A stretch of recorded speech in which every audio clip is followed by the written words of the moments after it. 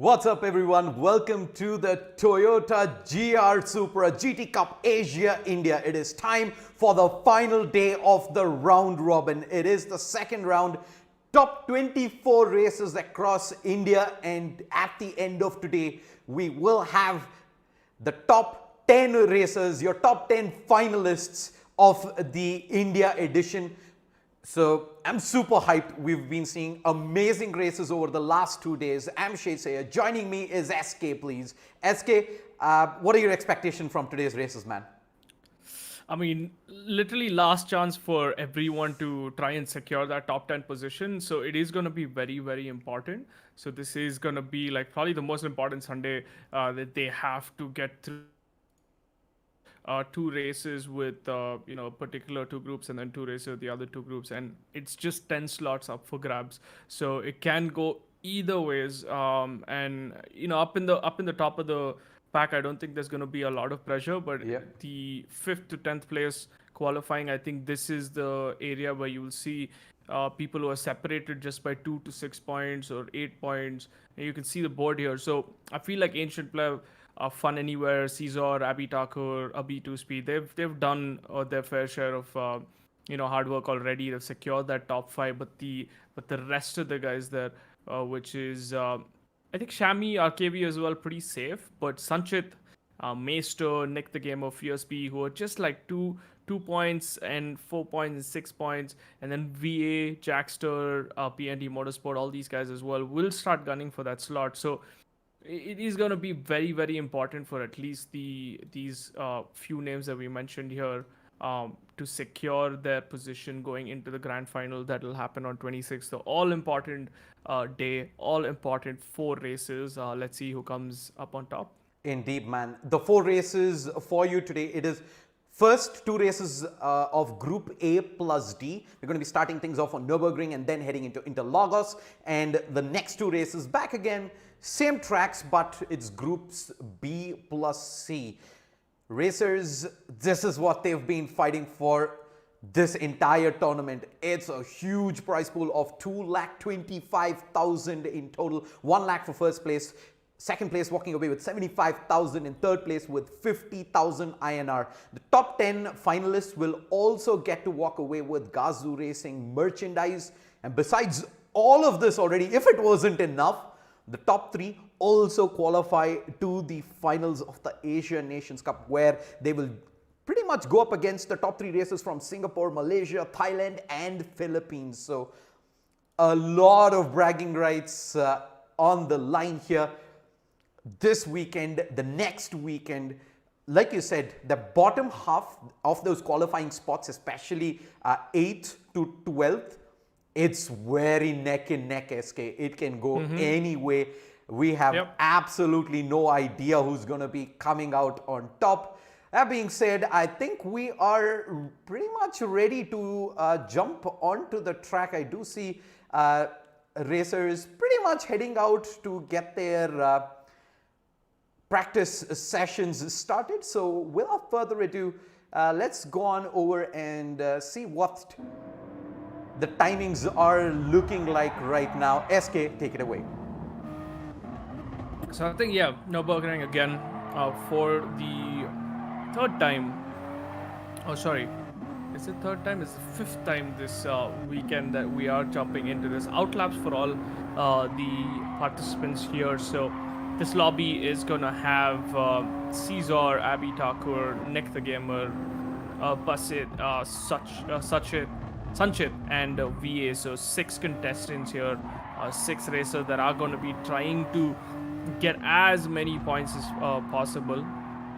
But the outlap, everyone just warming up their tires, and it's going to be Caesar leading the pack this time around. He does have Abby right behind him, and we know these are the 2 guys that are very, very fast compared to the rest of the guys. Nick the Gamer should be trying to get a podium for himself today, and Sanchit as well, because I feel like Nick, Sanchit and VA are the ones that have to secure a lot of points. We haven't seen Basit. I think we saw him the first weekend. He did miss a day. Yeah. So good to see him back again on the race and trying to secure some points for himself. But this is going to be lap number 1 of qualifying for Caesar as he jumps in to the first corner very early on the braking there, diving in. Doesn't really hit the curbs or hit the apex, and he is going to get a brilliant exit. Caesar, as we saw yesterday, is one of the fastest racers on the track who he shares the space with the likes of Fun Anywhere, Ancient Pleb, Abby Thakur, but Caesar held his own in a couple of races yesterday and came out on top. So this is also one of the racers that you need to watch out for. He's very, very fast on Interlagos as well. Nurburgring, yes, he is fast, but on Interlagos, he showed us that, he's very fast, and he did set, I think he was the fastest in qualifying up until the last lap where Ancient stole it away from him. But, he caught our attention, and he is also one of the favorites going into the grand finals on the 26th of the GR Supra GT Cup Asia India qualifiers. Now we can see Caesar here using as much as track as possible, hits the curves, gets off a brilliant exit on Schumacher, and now he's gonna go towards the bends. Again, a very, very tricky corner because you're carrying a lot of speed going into these bends, so you need a lot of exit speed as well as you slow down. And the last section now into the Advent Arch and the Vidal chicane. Make or break for most of these racers here, and in races as well, we've seen some amazing overtakes happening at the Advent Arch into Vidal. Some aggressive overtakes, some clean overtakes. Very good on the braking there. Caesar is gonna make it look easy as he exits off into the final end corner and down the back straight. Yeah, Let's see his time. He's pretty good. He's pretty fast, but I don't think the first lap might be fast enough. Looking at about 2:17, 2:18, and that is going to be a 2:17. So 2:16 was the fastest lap set by Ancient Plebby yesterday in one of the Nurburgring, but 2:17 is going to keep him in the lead, and there we go. Abby Thakur, just 300ths of a second on his lap, is going to qualify and set a good pace of P2. Nick the Gamer and P3. Basit is yet to finish his lap, but for now it's going to be P1 Caesar and P2 Abby Thakur. Basit looks very, very slow coming into the final corner. He's lost a lot of time somewhere. 2:27 or 28, so it's almost 10 seconds off of Caesar's time. So Basit has to pull up his socks and try and set a faster time. Sanchit as well, I think, had a bit of a struggle, so I think this lap is going to be the one that Sanchit is going to start setting the pace. VA yet to finish his time also, but I guess he is on his fast lap. No, almost slides there. The gravel, catches a bit of gravel. And now down the Advent Arch. Again, I don't think VA has a fast time as well, because 2 minutes and he's nowhere close to the back straight. Should be around, yeah, he's lost a lot of time. He is eating a lot of grass on the way as well, so this is not one of the faster times for VA. So yeah, gotta keep an eye out on the rest of the pack now, as Caesar and Abby Thakur are continuing to try and best their times. You can see Abby Thakur trying to study what Caesar is doing. He's got his best sector, but only 0.087 of an improvement. If you notice on the left, he is about 300ths of a second behind Caesar, so he needs a brilliant lap here if he wants to catch up on that time. Let's see if either of these gentlemen can topple each other, or will Caesar stay up in P1, because as it looks, I think Abby might have lost a few tenths of a second coming into the last corner, and yep, he does. So not fast enough, but he did close that 300ths of a second. So Caesar is still going to hold the lead from Abby, and followed by Nick, VA, Basit, and Sanchit in this first race qualifying. Indeed, man. Scissor, I think this has got an amazing opportunity this time out. I think it is pretty much a group where he feels very comfortable out there in the lead. Abhi Thakur, though, has got his work cut out. Unfortunately, yesterday out in Nurburgring, he disconnected, I think, mid-race during the first race itself, and it did cost him a wee bit, considering that he was one of the winners on day one.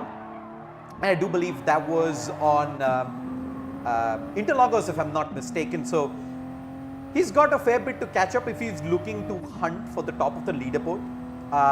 Scissor, a lot of competition in every single one of his lobbies, but I think this is the one where he's coming in as the leader. No one really was keeping their eye on him as much to take pole and take victories outright in any of the previous races, but heading into this one, things have changed. So let's see if that added pressure is gonna catch up to Scissor, or if he's gonna be able to deal up with it well, because Abhi Thakur seems like he is very fast so far. It was only 300ths of a second slower than Caesar's last best, and he's on track now to try and beat that if he continues to match his lap times in the last sector as well, coming in down to Weedall. We've seen mistakes on Weedall almost always. If you manage to even keep your position here, you still need to continue to get a very good exit out of the end corner as well, else you're going to lose a lot of time down that start finish straight. And I think he's lost a little bit there. We saw the car skid out a wee bit, and it has, oh, that small mistake on the exit from the end corner. And yeah, Abhi Thakur was well and truly on his way to taking provisional pole, but Scissor is going to be counting his lucky stars, at least for now. But I mean, it is the first few laps of qualifying. All these guys, yeah, and it is still a front row start, so you know, yeah, Abhi will not be feeling too bad about it. But yeah, they just have about 10 minutes left, which is 3 to 4 laps. And none of them are yet to go into the pits and get a fresher set of tires. That's the surprising thing what I've seen this time around. Usually you'd see these guys dive into the pits very early. You know, after setting their first 2 laps, they would dive in, get a fresh set of rubber, and then come back. But this time around, everyone's just sticking out there. Maybe grip is also a factor. Yeah, I mean, Abhi, none of them have gone in to the pits yet. That's what I wanted to bring up, because and then, you know, Caesar is still making it look easy on those older tires.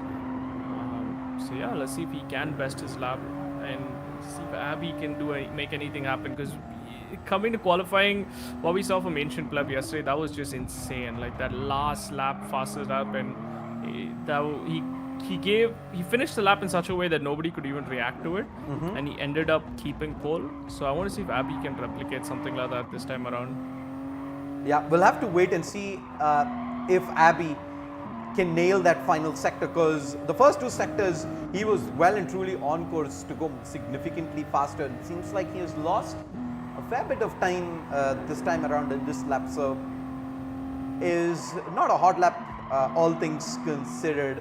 Sanchit Bal, this guy's got a lot of work to do in these 2 races here, SK. His last 2 races for him, he was in, if I'm not mistaken, 12th position coming in today.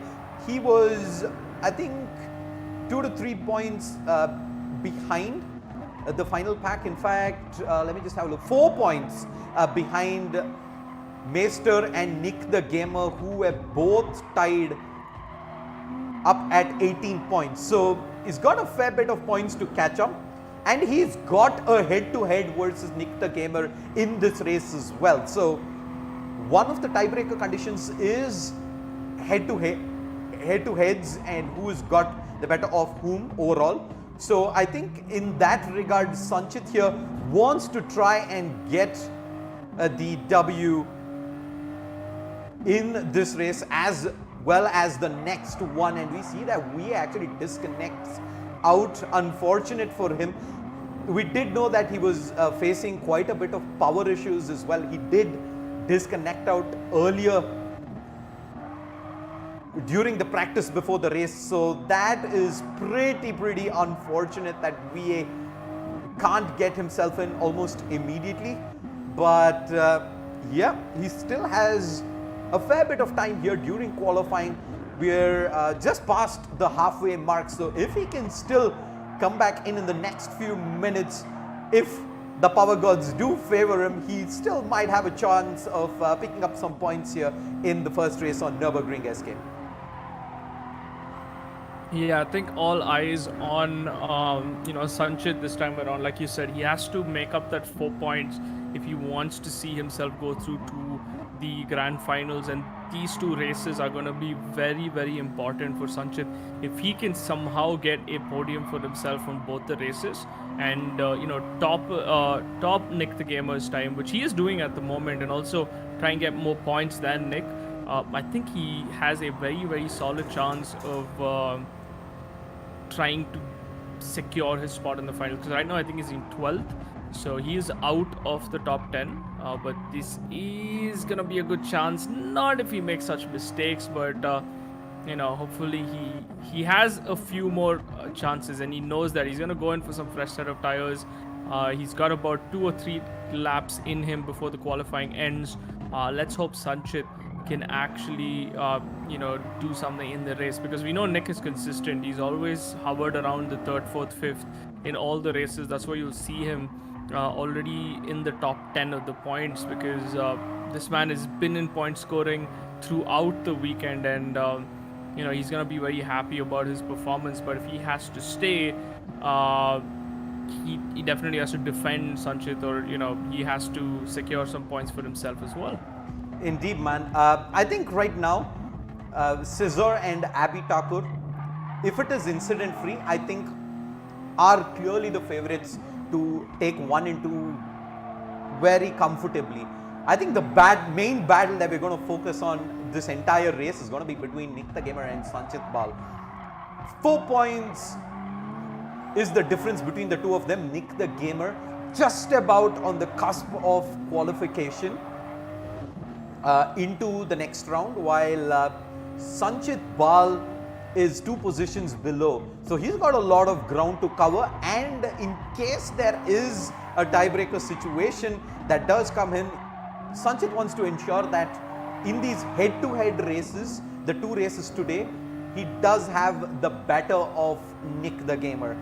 So let's see how this small little battle here for 3rd and 4th plays out as well. In qualifying, at least right now, Nick the Gamer is about 0.5 of a second behind Sanchit Bal. Sanchit's been pretty fast around the track. He's found himself a decent bit of empty real estate on the track as well. This has allowed him to concentrate back and put the laps back down. He did head into the pit, if I'm not mistaken, the last time around, and does have an opportunity to head back out as well. I do see VA reconnecting back in.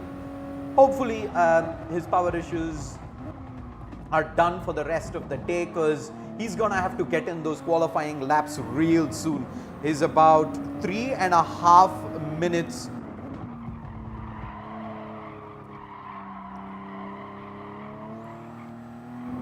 so 3.5 minutes remaining in qualifying. So it's not a lot of time to get the hot lap and the final lap in. It's going to be very touch and go, SK. Yeah, I think it's 1 more lap if they can secure, because Sanchit right now, he has put himself in Nick the Gamer, but if Nick kind of stays in P4 and then in the race can secure P3, I think that's going to be very beneficial for him. That the actual guys that need to try here is going to be Basit and VA. I don't see them pushing that hard, but I feel like these guys also need a lot of points if they want to qualify into the final weekend. The 2 safety nets are on Caesar and Abby. They're up in the top 5. I think they're headed towards finishing 1 and 2 as well in this race, or 2 and 1 depending how the race goes. But these 2 guys here, if they're able to get 2 wins or 2 podiums, they should be good to go for the finals. I really want to see if Sanchit can bring something different to the table this time around and possibly take a win for himself. I think that will give him a huge boost in terms of points. But yeah, he does have these two giants in the name of Caesar and Abby to fight against in order to secure that P1. Yeah, and Scissor and Abby, like you said, I think they are already quite a bit ahead on that leaderboard, and it should be a relatively easy 2 races here to secure that top 10 slot, which will move them to the finals. But I think it's going to be more a little bit about the pride of saying you made it to the top of the leaderboard. So they're going to try and, if not challenge Ancient Flep, at least try and muscle for that top 2, top 3 spot here by taking the win on Nurburgring and Interlagos, which will be coming up after this. But let's have a look at the kind of time that Abby Thakur gets in here. He does run a little too wide, and that's a lot of time lost again. And with only 2 minutes remaining of qualifying, I don't think there is enough time, in fact, for another lap to come through. Nah, I don't think there is enough time. Abby Thakur will have to settle for P2, and Caesar extends his lead now. Fastest lap again, 2:17.055. So that is going to be the fastest lap of the qualifying session. And as you can see, the Caesar is going to go off, going to go park his car. He is secured a P1, unless Sanchit has something to say about it. I don't think anyone else can finish their laps here. This is the last minute. Oh, Sanchit is on course to finish a lap. Let's see if he can get a faster time. But for now, it does look like P1 and P2 are going to be Caesar and Abby Thakur. Sanchit, I feel like, is losing a lot of time in this last end corner. I keep, every time we spectate him, he is much slower here. But he is going to improve, get a best lap for himself. P3 for Sanchit Bal and Nick the Gamer. I do not think Nick is going to be able to finish a lap, but he is at P4 at the moment. P5 is going to be busted, and P6 for VA. So this is the first race of day 3 of the round robin, and we are on course for a 8-lap race, clear weather, all the Supra RZ20s, and I think my money is obviously on Caesar. He looks very dominating, and there we go, 6 seconds until race start. Let's see if this is gonna be an exciting turn 1, because it's just 6 cars this time around, and I don't think there's gonna be too much of a cluster or too much of a chaos that they can't handle. So hopefully the race leaders can get off to a good start. But take it away, Shade. First race, round robin, day 3. Yeah, it is Cesar starting on pole, Abby Thakur in second. Both of them going head to head to try and get a W here, while Nick the Gamer and Sanchit fighting to try and make it to the finals. There go the lights. All 6 racers are off. A good start for Cesar. As always, he's going to try and come down and try and take the racing line, but Abby Thakur says, no, I'm hanging on and I'm going to take the apex, forcing Cesar to actually take a wide turn here. He does try and squeeze Abby Thakur. He's not letting off. He does get first for a small split second, but he's going to have to be content in letting Cesar going through. He did get the better exit through, but Sanchit has made a lot of space down. He's already breathing down the neck of Abby Thakur. Seems like not only did he get a good start, but he's in position to challenge for P2 as well. But look at VA. This man seems to have gotten a blazing start all the way up to 4th from 6th, and that is worrisome for Nick the Gamer, because that's the battle we were looking at. Nick the Gamer and Sanchit Bal for that 10th position on that leaderboard. But now VA seems to have put a wrench in that plan, and Nick the Gamer now has more things to worry about in this race, SK. Yeah, I think Nick the Gamer has to, try and secure P4 or P3, because if he stays behind VA at the moment. Sanchit is going to pull away, and we can see that the front of the pack, the top three, very close this time around. Not the usual story that we see where the leader pulls away. Abby is putting a lot of pressure onto Caesar. This race and this lap itself, that was a very aggressive start from Abby, but he wasn't able to hold on to the lead, because going into turn 1 he was in P1 for a split second, and then Caesar on the outside managed to get him. But look at Abby, he is continuously attacking, looking to peak on the inside. He's got much more speed now. Going into the advent arch, he has an opportunity into Vidal if he can break late, but I don't think Abby's going to take the risk. He peaks again, but he's going to stay on the outside. And late on the brakes, he's following Caesar very, very closely, to hundredths of a second. That's the kind of gap you need going into the final stretch. If you want to use the slipstream and overtake into turn 1. Abby looks very, very fast on the exit. Is it enough for Caesar going to pull away? It seems as though Caesar is going to start pulling away. 500ths of a second now. He's got over Abby Thakur, and Abby Thakur there got a second over Sanchit. So yeah, the front two runners now are going to start pulling away. You will notice, because they are much faster in pace compared to the rest of the racers. But Sanchit Bal here in P3, this man has to be very consistent now. 6 more laps. If he can hold on to it, I think that is going to be a well-deserved podium for Sanchit. Meanwhile, you can see Nick the Gamer here on the inside, going into arena, but there's a bit of contact onto VA. He's gonna slide and lose a bit of time. VA is holding on to his position. Good stuff coming in from VA. He was slower on qualifying, but P6 to P4 in the race. If he can hold on to 6 laps, he's gonna secure a bunch of points, and that's gonna put Nick the Gamer in a bit of a difficult situation. I don't think Nick wants to be in that situation. You can see him pushing. He wants to reclaim P4. But for now, it is going to be Caesar in P1, Abby Thakur in P2, Sanchit P3, VA in P4, Nick the Gamer P5, and Basit P6. As you say that, Nick the Gamer makes a huge mistake, goes wide onto Dunlop, and he's going to lose a bit of time to VA. Yeah, man, that's a lot of time lost there.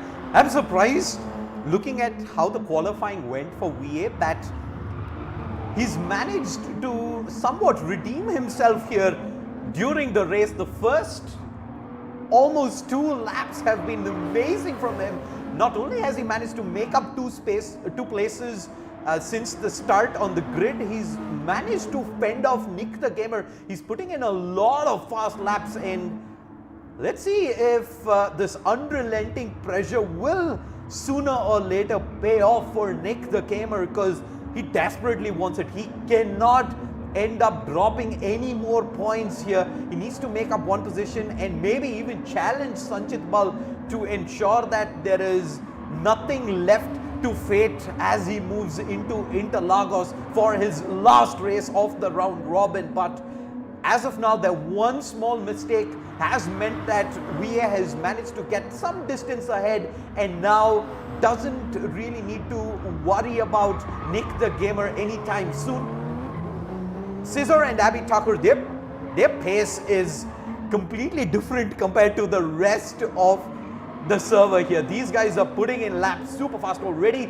3.275 seconds a gap to the third place Sanchit Bal, who I think now has got himself a fair bit of distance ahead of VA, fair bit of distance behind Abby Thakur, and is nicely selling into this 3rd position. He wouldn't be too disappointed if he still does manage to finish this race in 3rd position. But Abby Thakur penalty coming in 0.2 seconds. So not sure if there was contact. It looked like there might have been a slight bit of contact between the 2 leaders, but Caesar just continues to stay cool, calm and collected, still in the lead. He's already managed to build his lead back up again in that 2nd sector, up to about 0.6 of a second, looking very comfortable out there. I think it's going to come down to, Abby Thakur continuously pushing Caesar till he makes a mistake. Because if you notice, he is faster on Sector 1 and 2, and as I say that, there is a bit of a contact there between Nick the Gamer and VA. You can see the back end of VA's car, pretty smashed in, but he happens to stay in control. So I feel like Nick is definitely faster than VA, and Abby seems like he's faster than Caesar in a few sectors, but it's perfectly balanced because going into Sector 3, Caesar seems to pull away from Abby, and VA also, you can see in Sector 1 and 2 he's pulling away from Nick, but Nick puts all the pressure back in Sector 3 into the V-Doll. He's got a lot of speed this time around, and VA has that little bit of a penalty as well. Can Nick the Gamer make this work? He's in the slipstream gap. He's got enough speed on the exit. If he's able to tuck in, I think he's in a good opportunity to make the dive bomb and kind of push himself into P4. Is he gonna make the move is the real question. I don't think he is. It doesn't look like he is. Oh, he does. He breaks very late here, but VA is gonna say, you know what, that's a little too late. I'm gonna reclaim the position back, and this is gonna be a back and forth battle. This is lap number 4, so 4 more laps remaining after this, and that's 4 laps remaining for Nick to make a move onto VA if he wants to, you know, secure more points. And up ahead as well, Abby, Tucker and Caesar, I'm pretty sure these guys are still very close, or they're actually not close. It seems as though that penalties opened up a second space between Caesar and Abby, which means P1, P2 and P3 are all comfortable distances away from each other. No immediate threats as such, and Sanchit is going to feel mighty good about Did go from 6th position on the grid all the way up to 4th at the end of turn 1.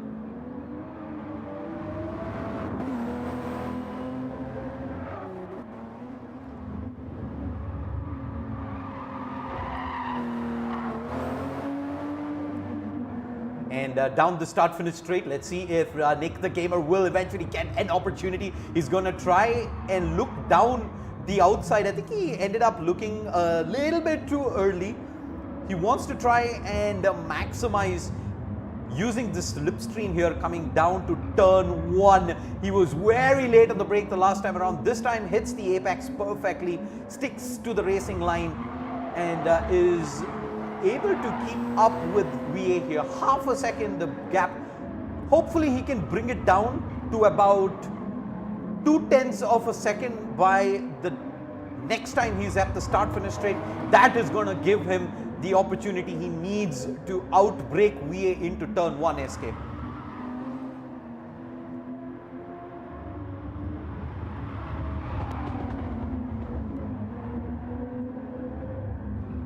Pass it. Seems like he's pretty much all on his own here. Is a good 1 minute behind the pack, so he's not having the best of races so far, but he's continuing to try and put in his PBs here. He is in a fight with himself to try and get a good performance here, try and get a good time in and see that checkered flag through. Nick the Gamer though, this is where the fight is at. It's gonna be close. VA straight up ahead. Nick the Gamer, he's managed to drop that gap down to 0.25 off a second. He's gonna try look down the inside. Does make contact in towards the side. He's gonna make contact with VA. He takes the position. Does get 4th, and Nick the Gamer, let's see if he can hold on because VA is back again. Yeah, this is a good battle here that we see in the mid-pack. Nick the Gamer and VA, they're not backing off from each other. You can see that sheer aggression. Oh my god, so much contact there, and both of them are gonna spin out of the track. Not something you want to see, but I guess at the end of it, you know, it was just a bit of contact there that threw both the racers out. And up ahead, Abby Tucker as well. There's a lot of battles happening. What happened up in front? It seems as though Caesar is Yeah. having a very, very difficult time. It did look like Cesar might have made a mistake there in towards turn one. Not sure if it was contact or a mistake, but that has given Abhi Thakur an opportunity to push up ahead. Now, Cesar has managed to take back second position, but he's not going to be happy with that whatsoever now. Yeah, I think it's more of a benefit for Sanchit than Abby, because Abby is gone in the distance, a 9-second lead. So this must have been a huge error caused by Caesar, which is going to allow Sanchit now to kind of put the pressure on Caesar and see if he can claim that P2. I think if Sanchit was a bit closer, maybe 2 seconds closer, he would have been in P2, which would have been a dream run for him. But it's unfortunate we missed that incident because we were busy watching that P4 and P5 battle, and I think back there as well, it seems as though VA has pulled away Nick the Gamer, spinning out into the grass. There we go, 3 seconds away, and there's just 3 laps remaining. What a turn of events for Caesar and Nick the Gamer here. Caesar losing P1 to Abhi Thakur, and Nick the Gamer spinning out in that incident after he made the overtake on Vidal. Do you think it was a clear bit of aggression there? Because I felt like both of them had contact. It wasn't one particular driver there. I felt like both of them didn't give each other space, and that caused that incident. But VA happened to, kind of recover and stay on track whilst Nick the Gamer went off completely.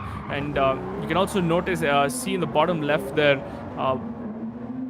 Abhi Thakur 2:17.473. That's faster than his qualifying lap, so he is pushing hard in this race, and he's secured that P1 for himself. He's gonna be smiling and kind of thanking the gods that put Caesar in that place, because for Caesar to lose almost 9 seconds on Abhi, that must have been a massive error going into turn 1.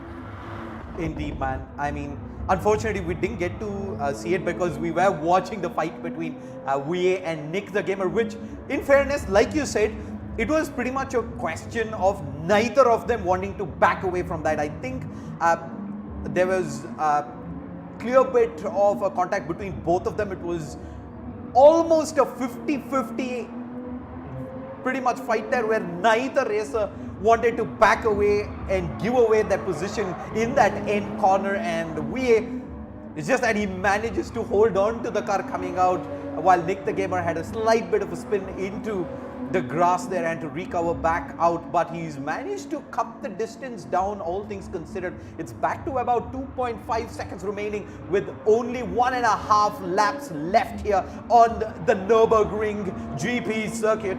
It is day 3 of the round robin. Huge shout out to Toyota India for bringing this amazing tournament to India this time around. It's the first time that we do have a slot in the Asian Nations Cup. So it's a lot of glory that these racers are duking it out for in this tournament.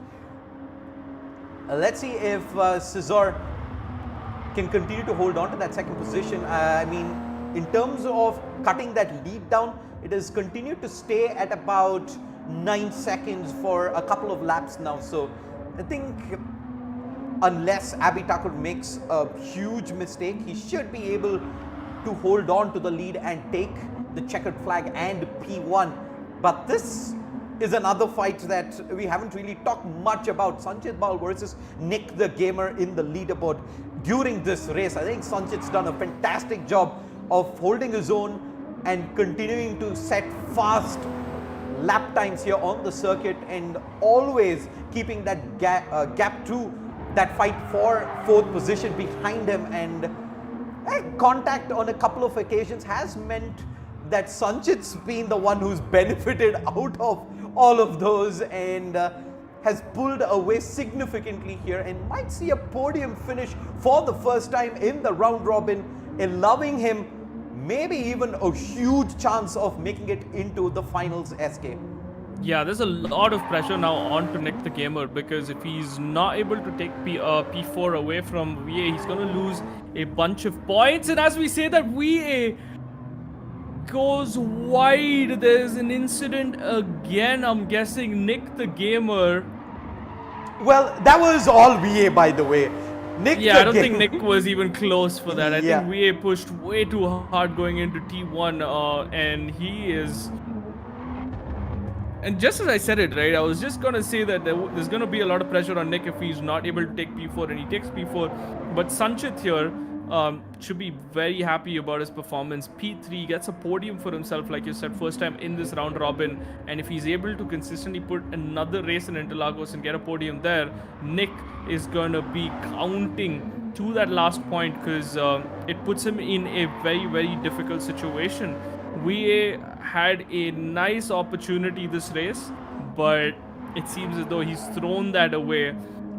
And whilst all this is happening, Abby Tucker up in P1, he is flying towards the admin arch now one last time. He's had a brilliant race, kept the pressure onto Caesar till he made a mistake and capitalized on it.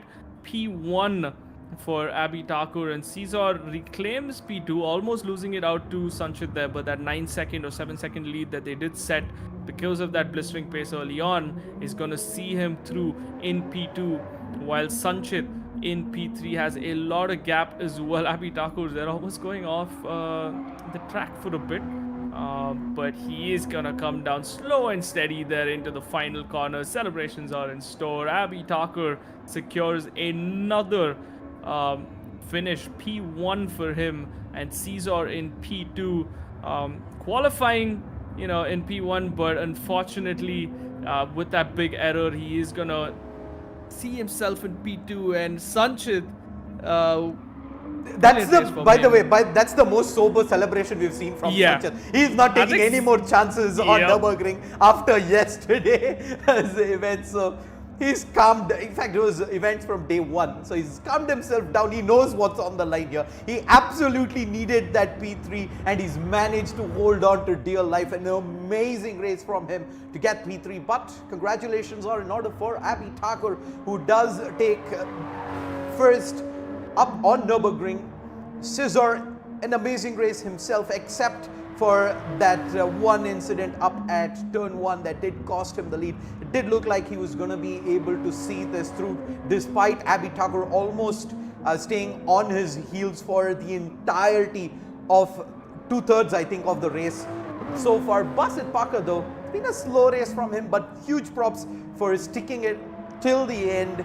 He's able to see the checkered flag here. Huge props to him, and this does make things very interesting as we set up to head into Interlagos, because that is pretty much the last race for this pack. So qualification, elimination is going to be completely out of the hands of Nick the Gamer and Sanchit Pal after the next race. That is where they're going to have to step up their game one last time to try and push for that spot in the finals. There we go. Basit comes in nice and clean. Abby Tucker, your winner. Caesar second. There's never really a doubt. It was just a question of who was going to take which positions at the end. So celebrations in the Abby Tucker corner at the end of this race. So any thoughts on the race we just witnessed, SK? I mean, clean race, but those incidents there, I think, caught the drivers off guard. Turn 1 had the, two massive incidents. One was Caesar, and then one was VA, and also that big fight into the crash that happened. I'm so glad that Nick was able to recover from it, and then capitalize on the mistake that VA did, and he secured that P4. So it's not going to put him in that much of a threatening spot, but Sanchit is the man to watch now, because he has a very, very strong chance to take Nick out of that top 10. Indeed, man. With that, we're done with the first race for the day. We have 3 more races lined up for you today in the final day of the round robin for the Toyota GR Supra GT Cup Asia India. I'm Shesya. That is SK. Please don't go anywhere. We'll be back again with the same set of races heading in onto Interlagos. Let's see who comes out on top there. See you folks then.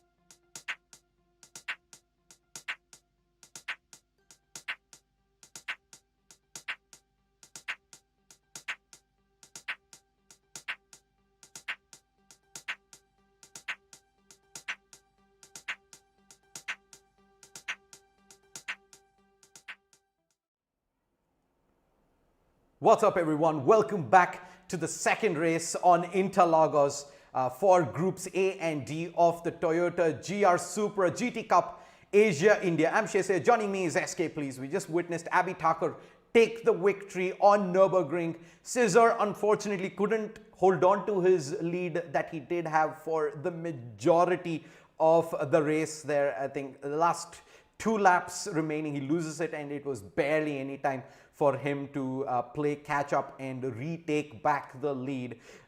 It is time to pretty much head on over to Interlagos, a fresh addition here in round 2. So for a lot of these races, it's a more relatively newer experience as compared to Nurburgring, which they did race on quite a fair bit in the previous round as well. So let's jump on in. SK, let's talk about your predictions for this race, and who do you think has the opportunity to take the victory here? I think it's safe to say that, Cesar, again, he's the one that's going to be in contention. Hopefully doesn't make mistakes this time around. And Abhi Thakur, I think these are the 2 guys. We saw them clearly pace-wise. They were much faster than the rest of the pack.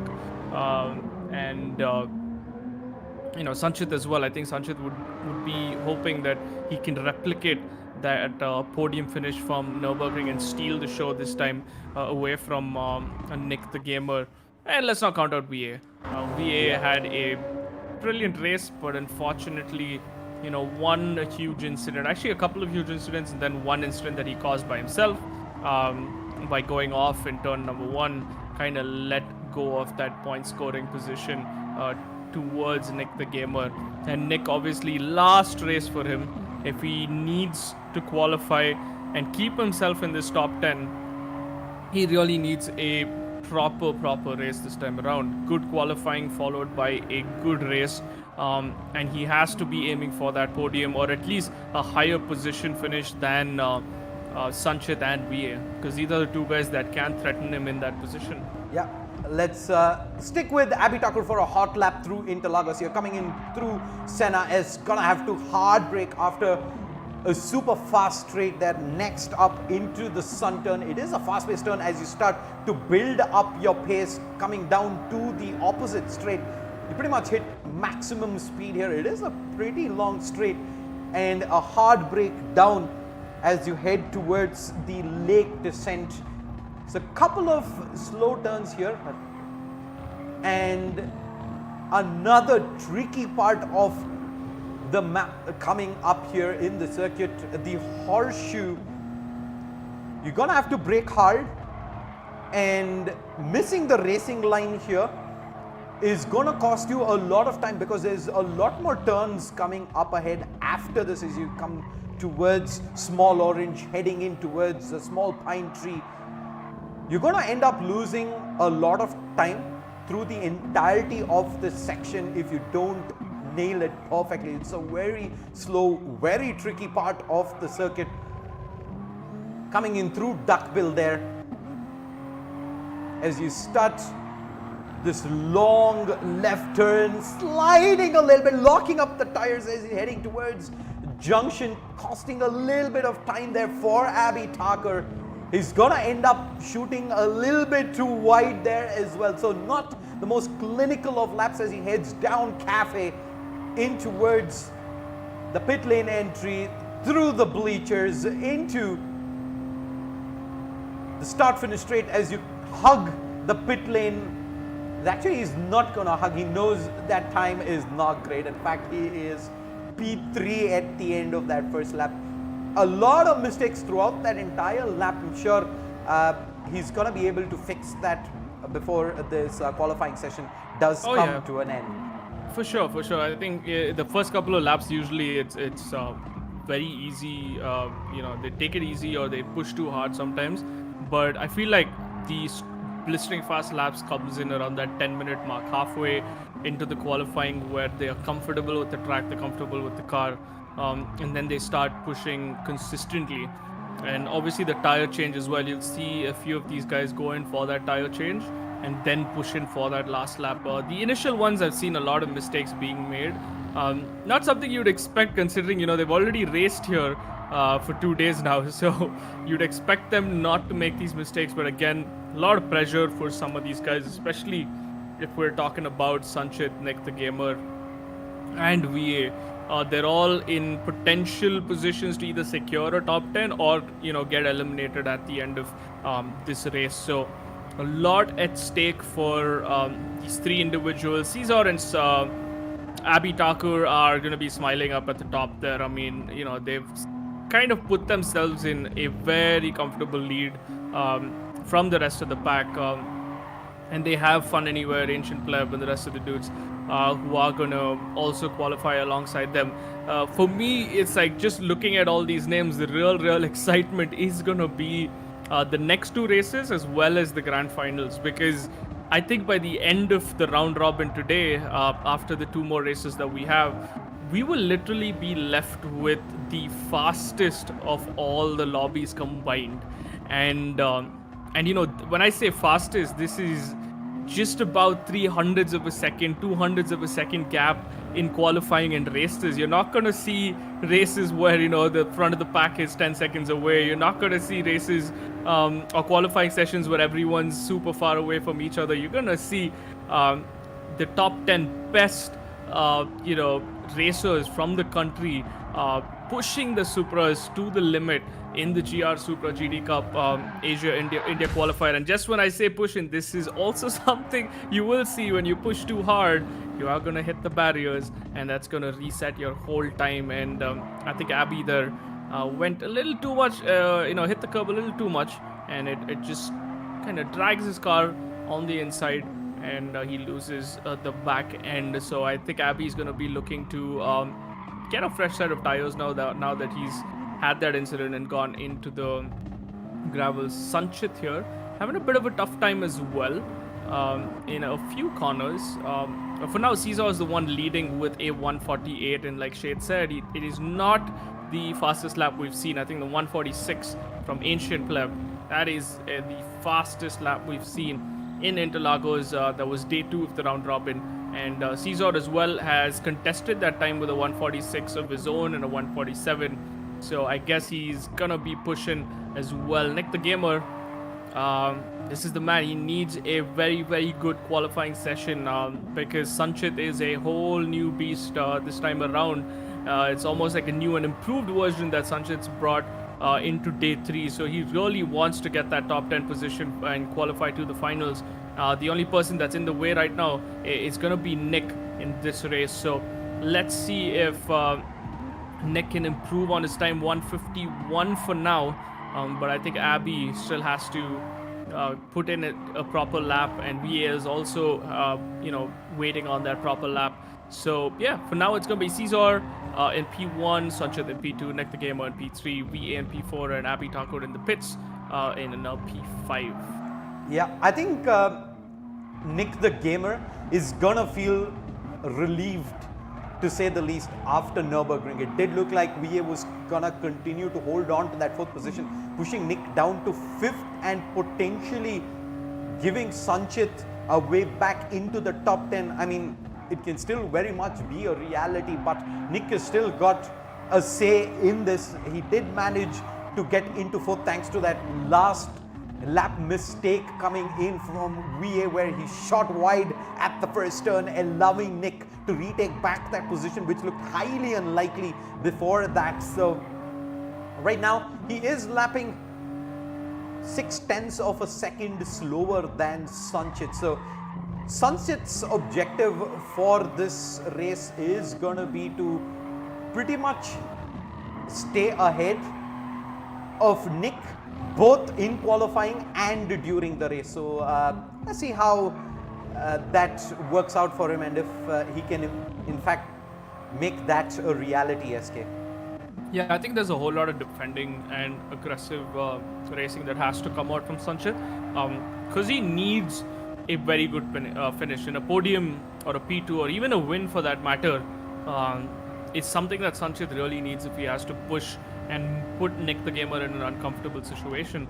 For now, he is much faster than Nick, so that is a good sign for him going into this qualifying session. Abby is still in the pits. So I just got word from the race towards that Abby has had a power cut, and he's saving whatever juice he's left in his UPS for the race itself. So he's not going to be putting in any more hot laps for the rest of the session unless he does have power back, and instead is going to try and make it through the entire 8 laps of the race. That's very unfortunate. I mean, we've been having some power issues during the lockdown, and unfortunate for Abby Thakur that it's hit him at the absolute worst time, SK. Yeah, but let me remind you, Abby's done this before. Yeah. You know, in the qualifying stages, forget the round robin. He's done this before in a, in a qualifying in a BO1, like pretty much do or die sort of situation, where he did set a qualifying time, and then he came back, rejoined for the race, and started all the way at the back, and he still finished P2. So with the pace that Abby has and the points that he's already accumulated for himself, I think he's okay with, you know, starting from the back and at least securing a P3 or a podium for himself, right? All of these guys are in point contention, so I'm guessing that Abby will join back into the race and then push as hard as he can, because he's got enough points, he's got enough podiums, he's got enough wins. You know, it's safe to say that he's probably secured a spot already in the grand finals. But for now, yeah, unfortunate that he did have a park cut, but this is India at the end of the day. There we go. We see him at the, you know, looking in the opposite direction. He's not moving at all, so that's going to be Abby out of qualifying. Hopefully he can join us in the race.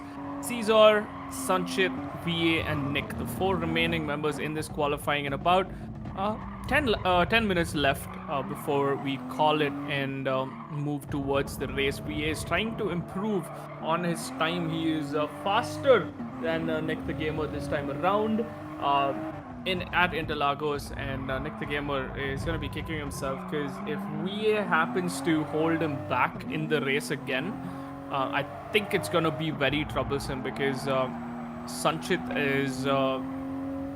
he's already in P3, right? So Sanchit clearly has a much faster time and a better pace than Nick the Gamer, who's struggling in P5 at the moment. If it continues like this in the race, I think Nick is going to be in a very, very tricky situation. Indeed, man. Nick, he's got to pull up his socks and go for it right now. If not, I think the ball's going to be no longer in his hands. I think it'll come down to how Meister manages to perform in the 2 remaining races today. But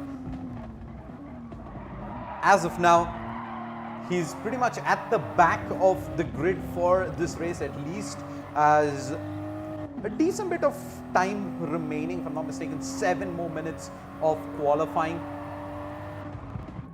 Abby Thakur, in fact, moving around in the track, that is a positive sign, at least for him.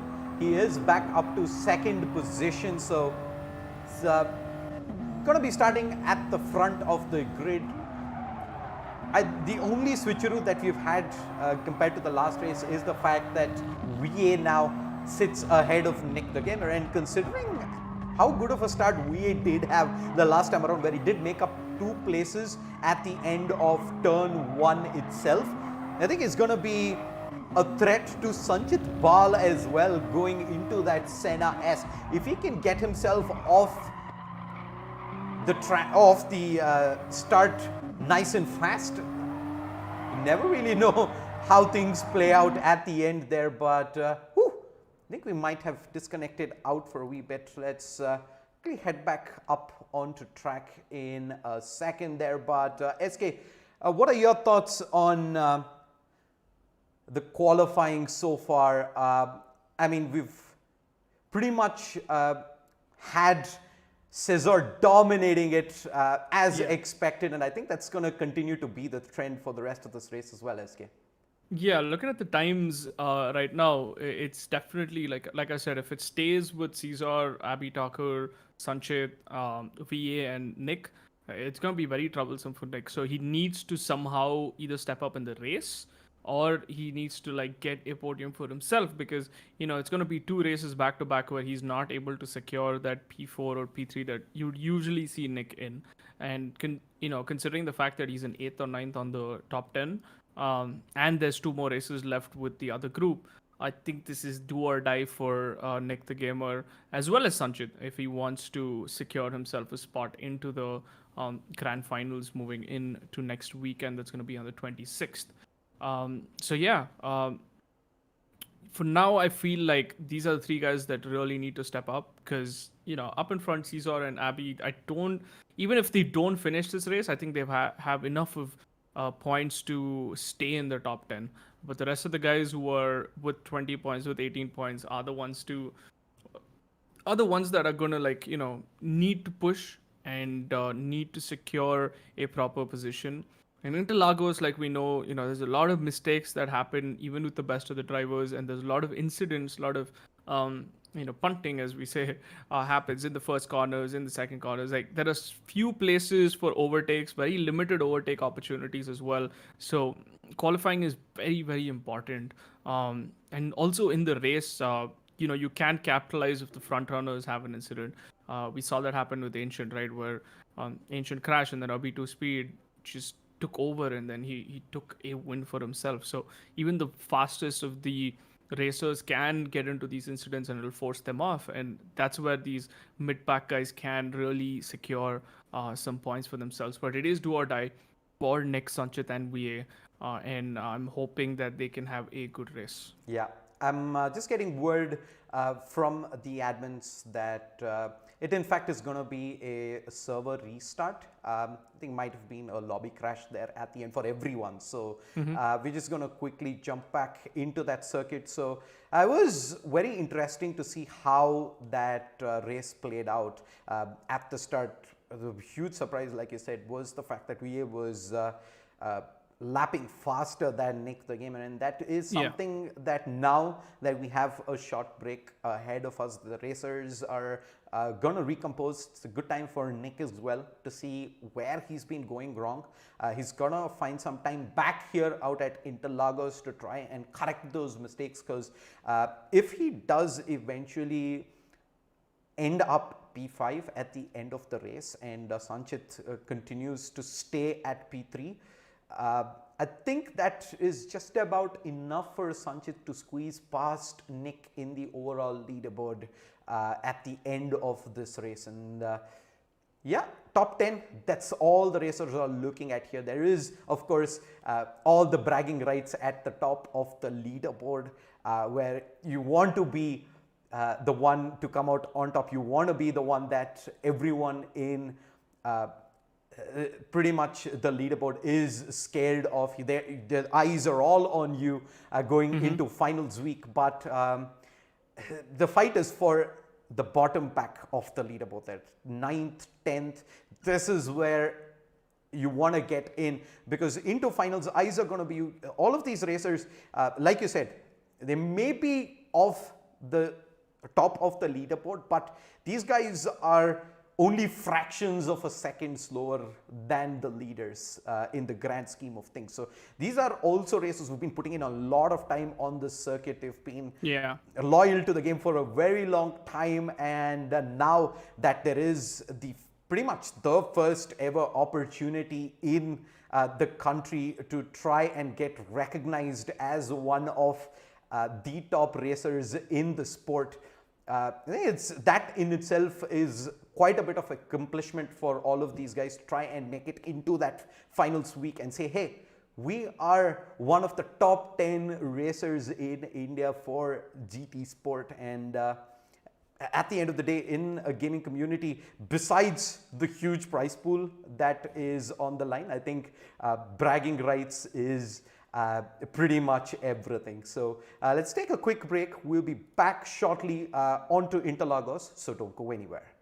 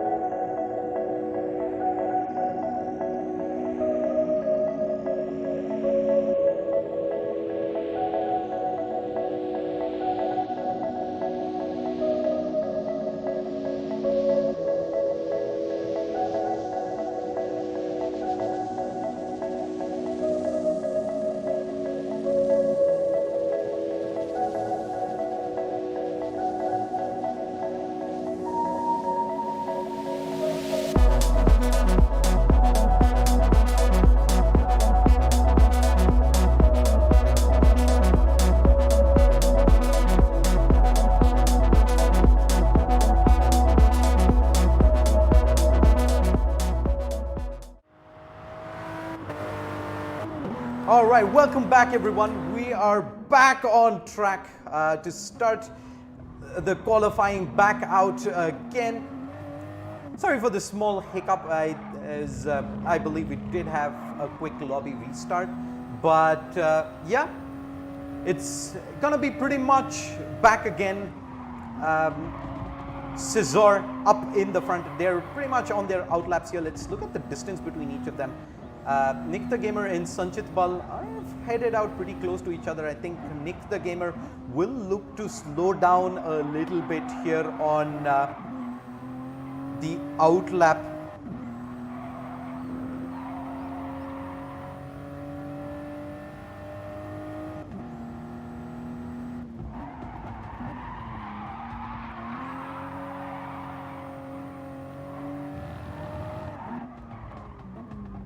Yeah, it looks as though it's like a full reset now. So equal opportunity for everyone to get a better qualifying time, or at least better their qualifying time from last time around. We can see Caesar now finishing his outlap, going into the first qualifying lap. This is a full reset. I think we've been we joined by Abby Taco. I think Abby's still gonna knock. So Abby still doesn't have power, so Okay. he's gonna continue to stay in the pits. He is in the race. He's gonna start P5 and try and work his way through the race itself. So let's continue.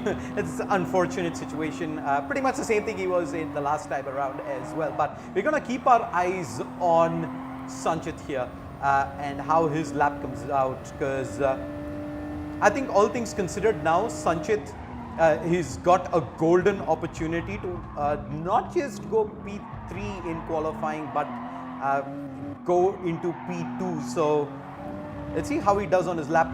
The first hot lap though is not great. He's slipping and sliding all over, especially the first two turns there at Senna S and the Sun turn. So looks like yeah, I mean, I feel like Sanchit is, he's got decent pace, but he can do better, because most of these corners that he's making mistakes on, it can be corrected pretty easily, right? He's not making any huge mistakes. It's just minor twitches here and there, which is costing him, like, at the end of it, these 2-3 incidents are costing him like a second.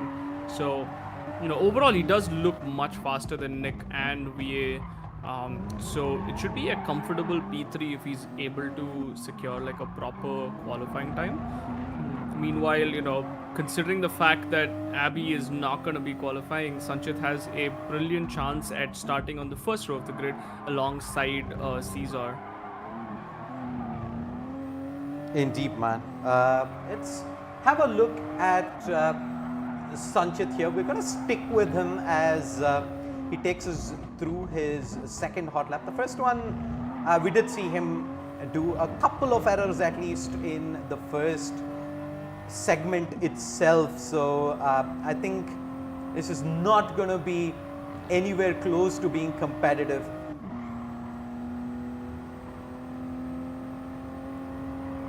He's got decent bit of race, and a lot of races do like to hug the pit wall coming in, but he's going to set himself pretty much to hit the apex here early going into Senna S. Uses pretty much all of the curve there on the exit, back onto the curves, even kissing the green part of that additional curve there, moving in towards the opposite straight, full speed ahead,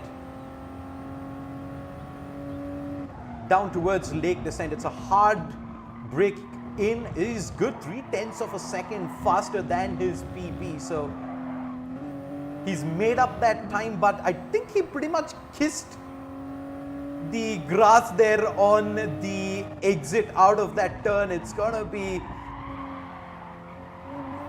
some precious few quarters of a second gone there yet again.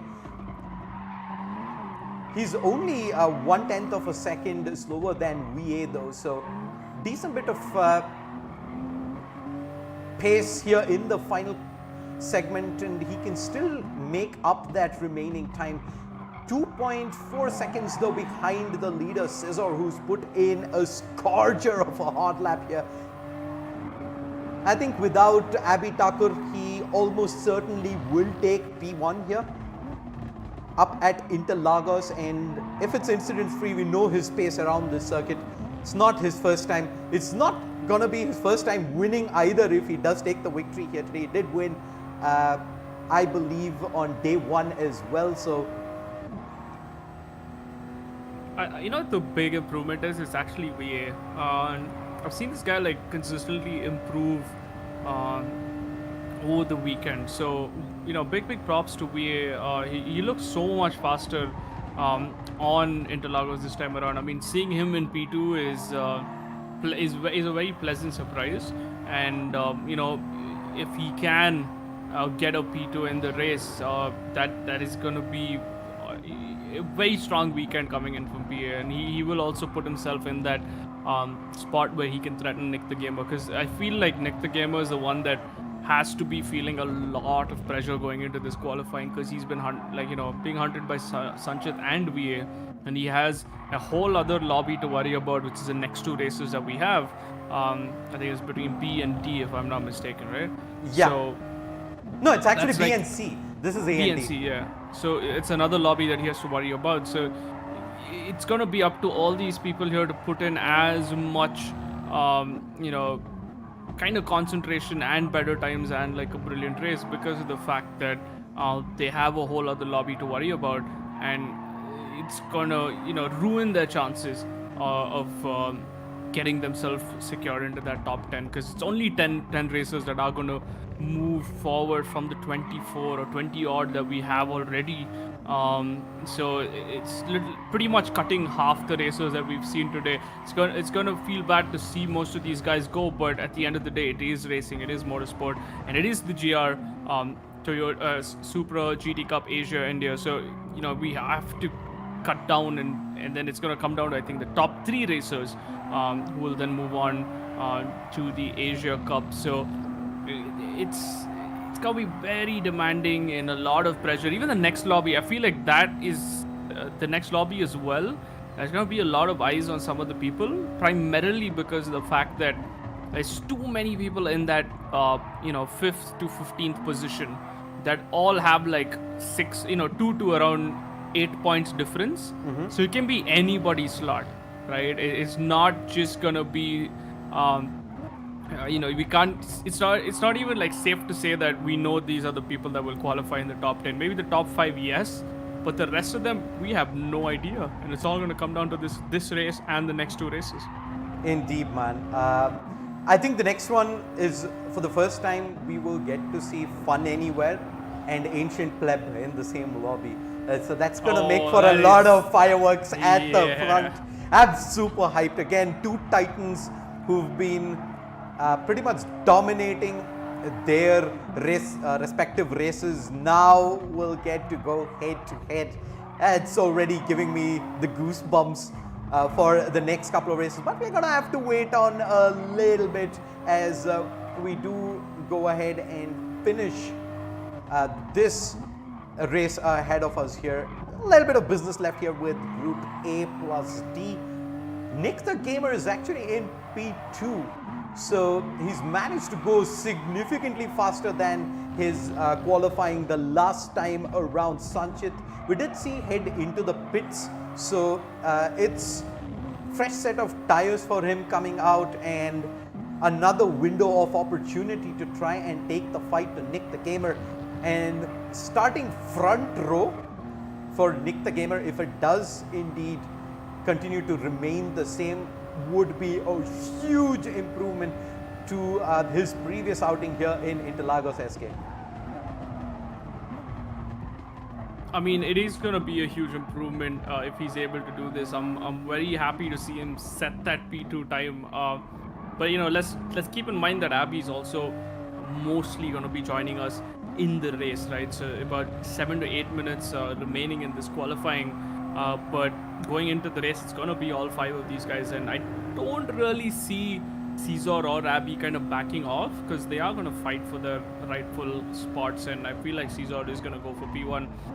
But I'm very happy to see Nick the Gamer in P2 at the moment, because that's going to give him that extra bit of time ahead, or it's going to give him that start where he doesn't have to be stuck in traffic, because usually what we see with Nick is that he's stuck in traffic, he's battling all the way to the end of the race. So this time around, in the front row, he doesn't really have to worry about that, and that's what qualifying is all about. It's trying to put yourself in those front rows so that you can avoid the first turn incidents, you can avoid traffic, and kind of have this free track in front of you once you do get away, and you don't have to worry about being behind a slow car or wasting time trying to overtake someone or fight for your position in general. Indeed, man. In fact, VA goes faster than Nick the Gamer. What a turn of events has this been here. The restarts completely shifted things around.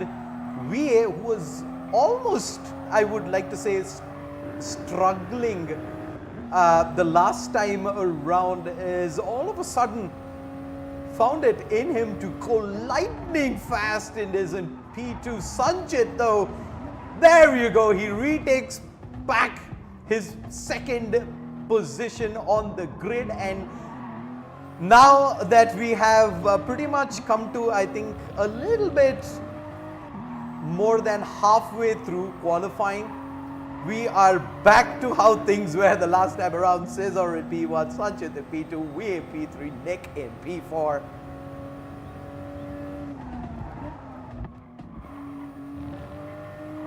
It's pretty much time for Nick to step things up again. It was pretty much in the same spot, 2 positions behind Sanchit, everything to play for on the track. Let's see what he can do on his outlap here. Does go towards the exit. Tires locking up a little bit, but he manages to keep the car in check and using all of the curve there on the exit back out towards Duckbill here. A very steep turn back down, heading into Dive, where you start to pick up the pace. Dive Junction Cafe, that's where you go absolute all out into that start finish straight, and he's locked the tires up again. It's going to swing wide. Pressure, did it have any part to play in that? I'm not really sure, because now with the clock ticking down, there's only so many opportunities left for Nick the Gamer to try and make something happen here in qualifying, and such kind of pressure does at some time force you over the edge, and in motorsport that pretty much is all the difference between getting a blistering fast lap or completely blowing at escape. Yeah, I mean, that's very unfortunate, but you know who's going to capitalize and who's smiling? It's going to be Sanchit, because that is just a very, very good lap coming in from Sanchit. 400ths of a second behind Caesar. This is the same guy that was almost a second or a second and a half, and now he's closing it down and putting that pressure onto Caesar as well, right? So Sanchit is having a brilliant weekend, at least the last race as well. He got P3, and he is on course for a P2 if he's able to hold that position, because I don't think VA is going to be able to do it, because VA is almost a second off of Sanchit. So yeah, we're going to continue to see that battle between VA and Nick the Gamer, but Sanchit is going to be very, very confident going into this race with just like about a couple of minutes left. So potentially one last lap remaining for all these guys here in qualifying for the last race of their round robin. So again, super pressure situation for some of these guys, and we saw Nick as well. He went off track, he made some mistakes, and that's the kind of pressure that you are in, because there's a lot at stake here. Top 10 qualifying spots. If you're anywhere in that 8th, 9th, 10th, 11th, and 12th in the leaderboard right now, you might want to muster up every remaining concentration and push towards getting a faster time, and that's what Sanchit's doing. He's just come in today with a very good mental, and you can see it reflects in his time, setting 2 good laps, and now he's put himself in P2.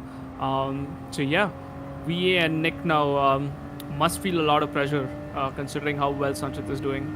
Indeed, man. And that first turn is going to decide quite a bit of how the leaderboard is going to shape out as well. Nick the Gamer, can he make up places there, up past VA and maybe even Sanchit Bal? Because he's got a new set of problems to worry about, and that is going to be Abi Takar in P5. So he's not gone into qualifying. He's going to start in the 3rd row of the grid, but Abi is going to be looking to make up places very early on. So that's going to be a lot of pressure for Nick to deal with, besides just trying to get past VA and Sanchit Bal, and he's got his hands full for at least lap number 1 of the race, SK. Oh yeah, that first lap can go anyways. We've seen that time and time and again. But I still think, Sanchit has a very strong chance at qualifying. I don't know why, but I feel like, he's the guy we have to watch out for, because Caesar, we know for a fact that, if you give him a little space up ahead, he's going to pull away from the pack. And I don't think if, Abi has to worry a lot, because he's got like 2 podiums, or he's got like 3 or 4 podiums already, right? So he's kind of in the safe spot as well, and he's one of the fastest. But yeah, Sanchit, VA, and Nick the Gamer, these are the guys that we are going to be watching the most going into the race. Just the last couple of, I think, a minute left. So we have 3 more minutes remaining in qualifying. Is it 3? Okay. Yeah, it's 3. 7:05 is when we will jump into the race. So I think most of these guys are not lapping. In fact, Sanchit is just chilling there at the pit lane entry. He's more than happy with his P2 at the moment. He knows he's given it all. He's not going to be able to make any further improvement on the grid position there. Caesar continues to put in even more fast laps. He's managed to pull up to 0.4 of a second ahead of Sanchit there. Continues to hang on to P1. VA continues to hang on to P3, and 0.04 of a second behind him is gonna be Nick the Gamer. We're gonna stick with him to see if he can continue to improve on his position, or will he have to start in P4. Another minute, couple of minutes remaining here of qualifying. Can he better his time? That's the real question here, because he's got 2 minutes. But he's struggling a lot in this track. We did see, but then again, Nick the Gamer in the race, he's got a different type of aggression. He's a different beast when it comes to the race itself. So, if he can recover these positions, then good on him. But if he doesn't and Sanchit capitalizes, I do have a strong feeling that Nick might be in a very bad spot. And even if he does get eliminated, I think it's only going to be like a couple of points. So I'm hoping Nick makes it through. I'm hoping Sanchit also makes it through, because the fact that he's shown us a huge improvement coming in today. Nick cannot better his previous time, which means he's going to stay in P4. So current standing, Caesar in P1, Sanchit in P2, VA in P3, and then Nick the Gamer in P4 with Abi waiting in the pit lane. But if he does join the race, he is going to start from P5, and that's also a little added pressure for all these guys to try and hold Abi back, because we do know he's got a very, very strong pace as well. Yeah, we know the kind of pace he's going to bring into the race, right? He is going to be blistering fast at the back. He's going to be looking to make up track positions as quickly as he can. And there you go. 5 seconds before we head into the race here. It's the absolute last race of the round robin for these guys in the lobby. All eyes will be on Nick the Gamer, Abby Tucker at the back, because I think that is where the action's going to be at. Sanchit Bal is going to be under pressure from VA. VA, we've seen him get off to an amazing start the last time around at the Nurburgring, but here at Interlagos, the lights are a go, and it is a good start for Cesar.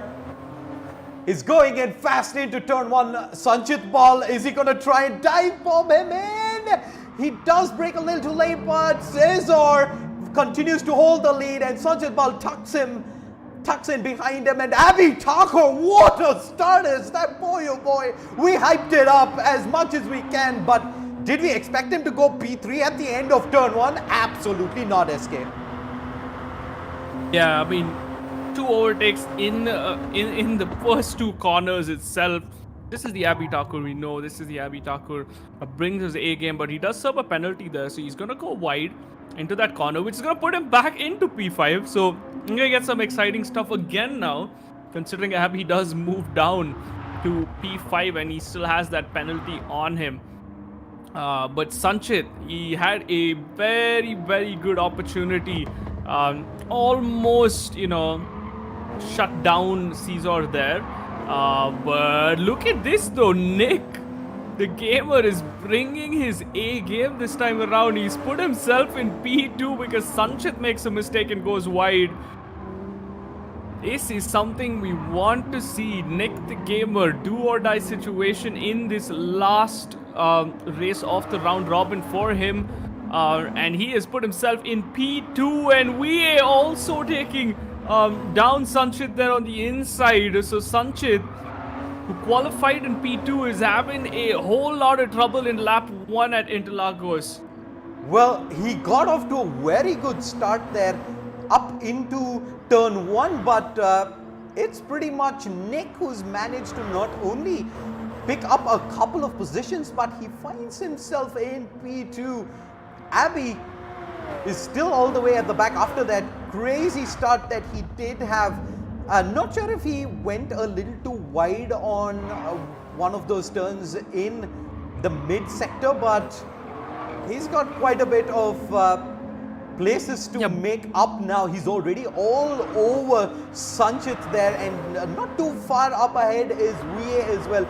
A 3-way battle here for P3 going in to Lake Descent. I think Abby Tucker should be able to outbreak him, which he does, and continues to hold on to the racing line there as well. VA almost swings a little too wide there, maybe giving Abby an opportunity to immediately look back. He is fast down the straight, and he's going to try and dive him on the inside. Can he make this happen? Yes, he can. Abby Tucker holds on. VA swings wide, and Sanchit says, thank you very much. That's my position. P4 taken away. VA back at the last there of the pack. 2 mistakes, and he finds himself 2 places behind.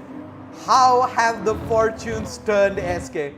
Oh, it is Abby all the way there. Aggressive stuff. What a brilliant line coming in from Abby Tucker, making it look easy. They went 3 wide into that corner, and Abby comes out on top. 2 positions again gained in just a couple of corners, and now he's gonna start hunting down Nick because the pace is in. Abby has tucked himself into his race seat.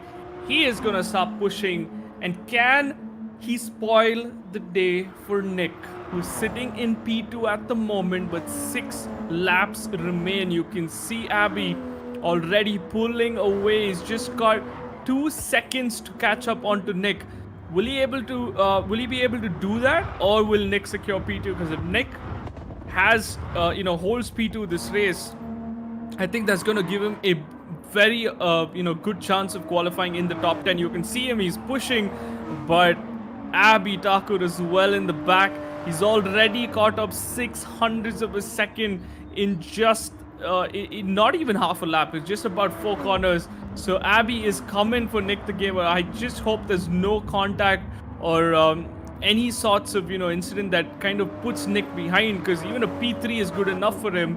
and Sanchit as well. If you see what Sanchit's doing, he is following Abby's line. So he's putting himself in that situation where he wants to be dragged along. So everyone's pace now on par with Abby as he catches up to Nick, and only 600ths of a second left. So Nick is very, very slow going into the sector number 2, and Abby Thakur already on the attack. I think he's gonna make a move by the time we reach bleachers.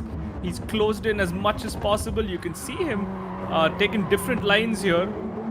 And Nick the Gamer is going to go wide, which means Abby is going to have a very, very good chance coming into bleachers. After this turn is when we will see if Abby has enough speed exiting. He tries a look on the inside and he actually goes for it. So aggressive stuff coming in from Abby. Even before we reach bleachers, Abby's going to take the lead away from Nick the Gamer. And look at what Sanchit's doing. Sanchit's already tucked into the slipstream, so he's going to get a good opportunity to go on the outside and attack Nick the Gamer. Will he do that is a real question, or will Nick the Gamer defend this position? They've got enough speed. It's all going to come down to the braking as they move into corner number 1. Sanchit goes in and there's a bit of contact there. Nick the Gamer not going to be happy about it, but he's going to close the gap onto Sanchit again. Lot of contact coming into the Senna S's as they move back in. Nick the Gamer is going to lose position and move all the way down to P4, Shade. He goes down to P4, Abby Thakur into P2. The drama unfolds here on Interlagos, but Sanchit there, props to him, uses the slipstream absolutely to perfection. They're going into Senna S, goes down the inside, back on the outside, quick out of turn number 2, keeps the lead, and Nick the Gamer, boy oh boy, didn't he try to challenge him for that position, but I think Sanchit was the big winner there. Abby Thakur breaks late and pretty much forcing Nick the Gamer to break out and let Abby go through. I mean, that was the perfect overtaking move, but what that did is shave off some precious few quarters of a second there, allowing Sanchit to not only catch up to Nick the Gamer, but catch up at the absolute perfect time heading into the start-finish straight, giving him that slipstream, giving him that opportunity to have a look down the inside going into Senna S, and he takes that opportunity with both open arms, and he's gonna be into the podium positions 4 laps in. Coming in to almost the midway part of the race, it is Sanchit's race to lose from this point on, SK. Yeah, for sure. I mean, if Sanchit is able to like hold this, and is VA out? What happened to VA? I think he left. Yeah, I think he left the lobby. So Oh it's my pretty God, okay. unfortunate. So just 3 more laps remaining. You know, anything can go wrong, man. Sanchit can make a mistake. Nick can capitalize. But if it does remain like this, it is going to come down 2 points, and also come down to that last 2 races. We still have 2 more races remaining. We have the other group to play out. So I guess there's a lot of factors in play right now. And if I were Sanchit or Nick, I'd be a little worried, considering there's a whole other lobby that they have to deal with as well, not just the race here. But for now, I think put your head down, finish the next 3 laps, and just see where it goes. But Sanchit should be very happy with his performance this weekend. He looks, looking pretty good and leading towards a second podium. So back-to-back podiums for Sanchit, who ended up being most like a back marker, at least in the first 2 days. But it's really nice to see him on the podium for race number 1 as well as race number 2 if this does continue. Yeah, I've just been told by the race admins that we in fact did have power issues here back again, so he pretty much had to retire out of the race. So that was pretty unfortunate for him, but I think this was the battle that we were pretty much looking for. VA unfortunately had fallen out of contention even for contesting P4 while he did eventually have to drop out of the race, but Scissor, it's been again a clinical performance from him, man. He's been super fast around Interlagos, and he's just going to continue to set the pace here. 10 seconds now the lead to Abby Thakur, who's had an amazing race himself. Started all the way at the back of the grid in P5 and has worked his way through some sizzling overtaking moves, edge of the seat action, and in second place I think he's going to be more than happy to just see it over the checkered flag at this point of time, considering he's been facing some power issues himself. So that checkered flag is gonna be pretty much a sigh of relief for Abby if he does make it there, SK. Yeah, I mean, I wasn't surprised, with Abby's aggression at all, because we know he's pretty much one of the fastest, racers on the in this tournament itself. So, but that start was crazy. I mean, P5 to P3, and then he dropped all the way to P5, and then now he's in P2. So, I was pretty much expecting that he would kind of secure P2, but Caesar up ahead. This time around, he's just got a 10-second lead, so he's gonna be happy with his finish as well. But Sanchit, like I said, this is where the real improvement comes in, and I hope we see someone like this as well in the next two races, because he's surprised me completely going into these two races. But Nick the Gamer, let's not count him out. 2 more laps remaining, but you can see him kind of close the gap down.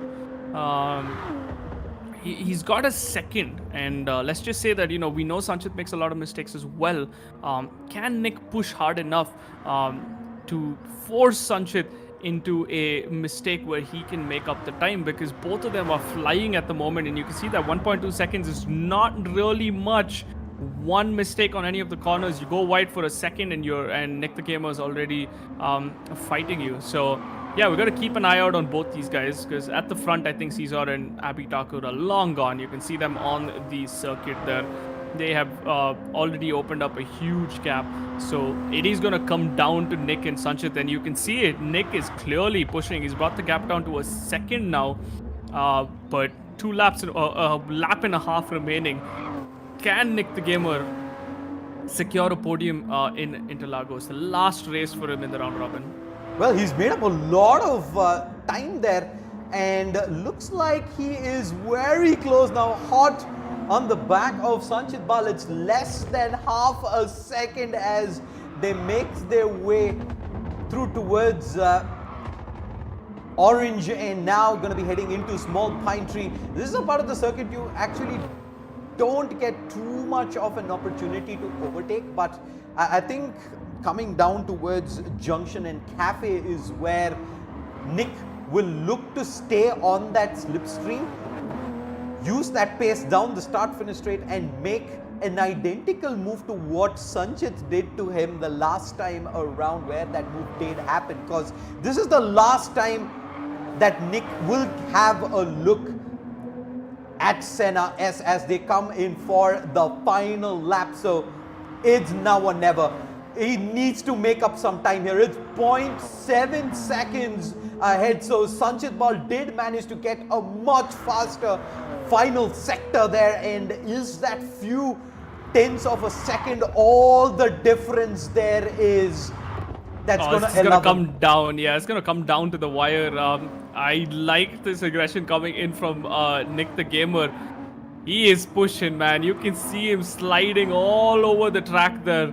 Only a second between these two. Can Nick the Gamer pull something out of the hat going into this corner now? He's got a lot of speed, but it's all gonna come down to the braking. If Sanchit makes a mistake, Nick is gonna capitalize, but looks like both of them smoothly out. Nick is pushing. You can see that Supra sliding out of every single corner, which shows you he is pushing really hard here to try and make up that position. 900ths of a second and a second. That is the gap right now between him and a podium. Can Sanchit hold on, or can Nick make something happen and snatch the podium away from Sanchit? That is what we are trying to see here as he goes into the last couple of corners. Caesar here, he is long gone. 14 seconds ahead of the pack. Like, this man here had a clean race, and one last time on the bleachers in this round robin. All the pressure relieved as he is going to pass the line and secure himself a spot in the top 10 and the grand finals. What an amazing drive in throughout the weekend for Cesar and Abby Thakur as well. Two of the top guys that just showed us how consistent and fast they are. And it is going to be the end of the weekend as both these guys have secured their top 10s. And Sanchit there holds on to P3. Huge improvement for Sanchit. Back-to-back podiums. And Nick, the gamer, ends in P4 shade. Yeah, and we unfortunately had to disconnect mid-race, but yeah, credit where it's due. Congratulations, Cesar.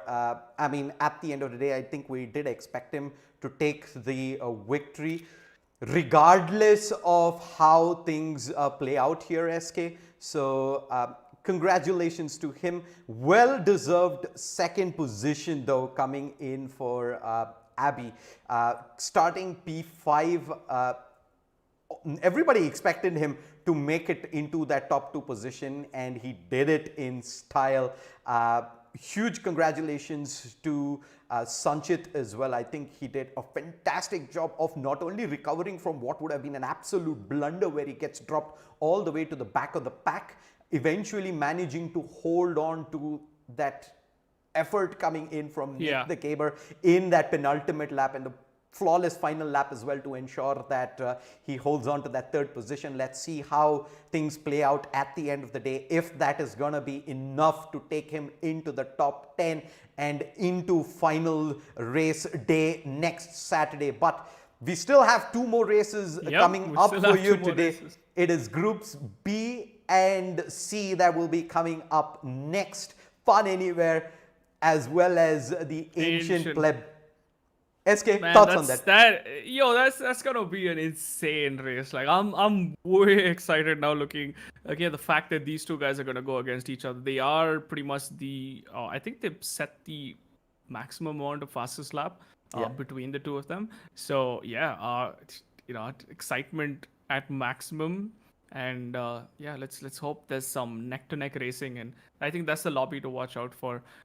Again, it's going to be last chance for all the people as well in that next lobby to set whatever times they can, whatever positions they can finish in, because every point matters from now on to secure their top 10 moving into the grand finals, which is on the 26th. So this is the GR Supra GT Cup Asia India qualifier. 2 more races remaining on round robin, day number 3. But yeah, it is going to be an exciting one, so stick around, guys. Yeah, don't go anywhere. We'll be back in just a bit with more race action for you. See you folks then.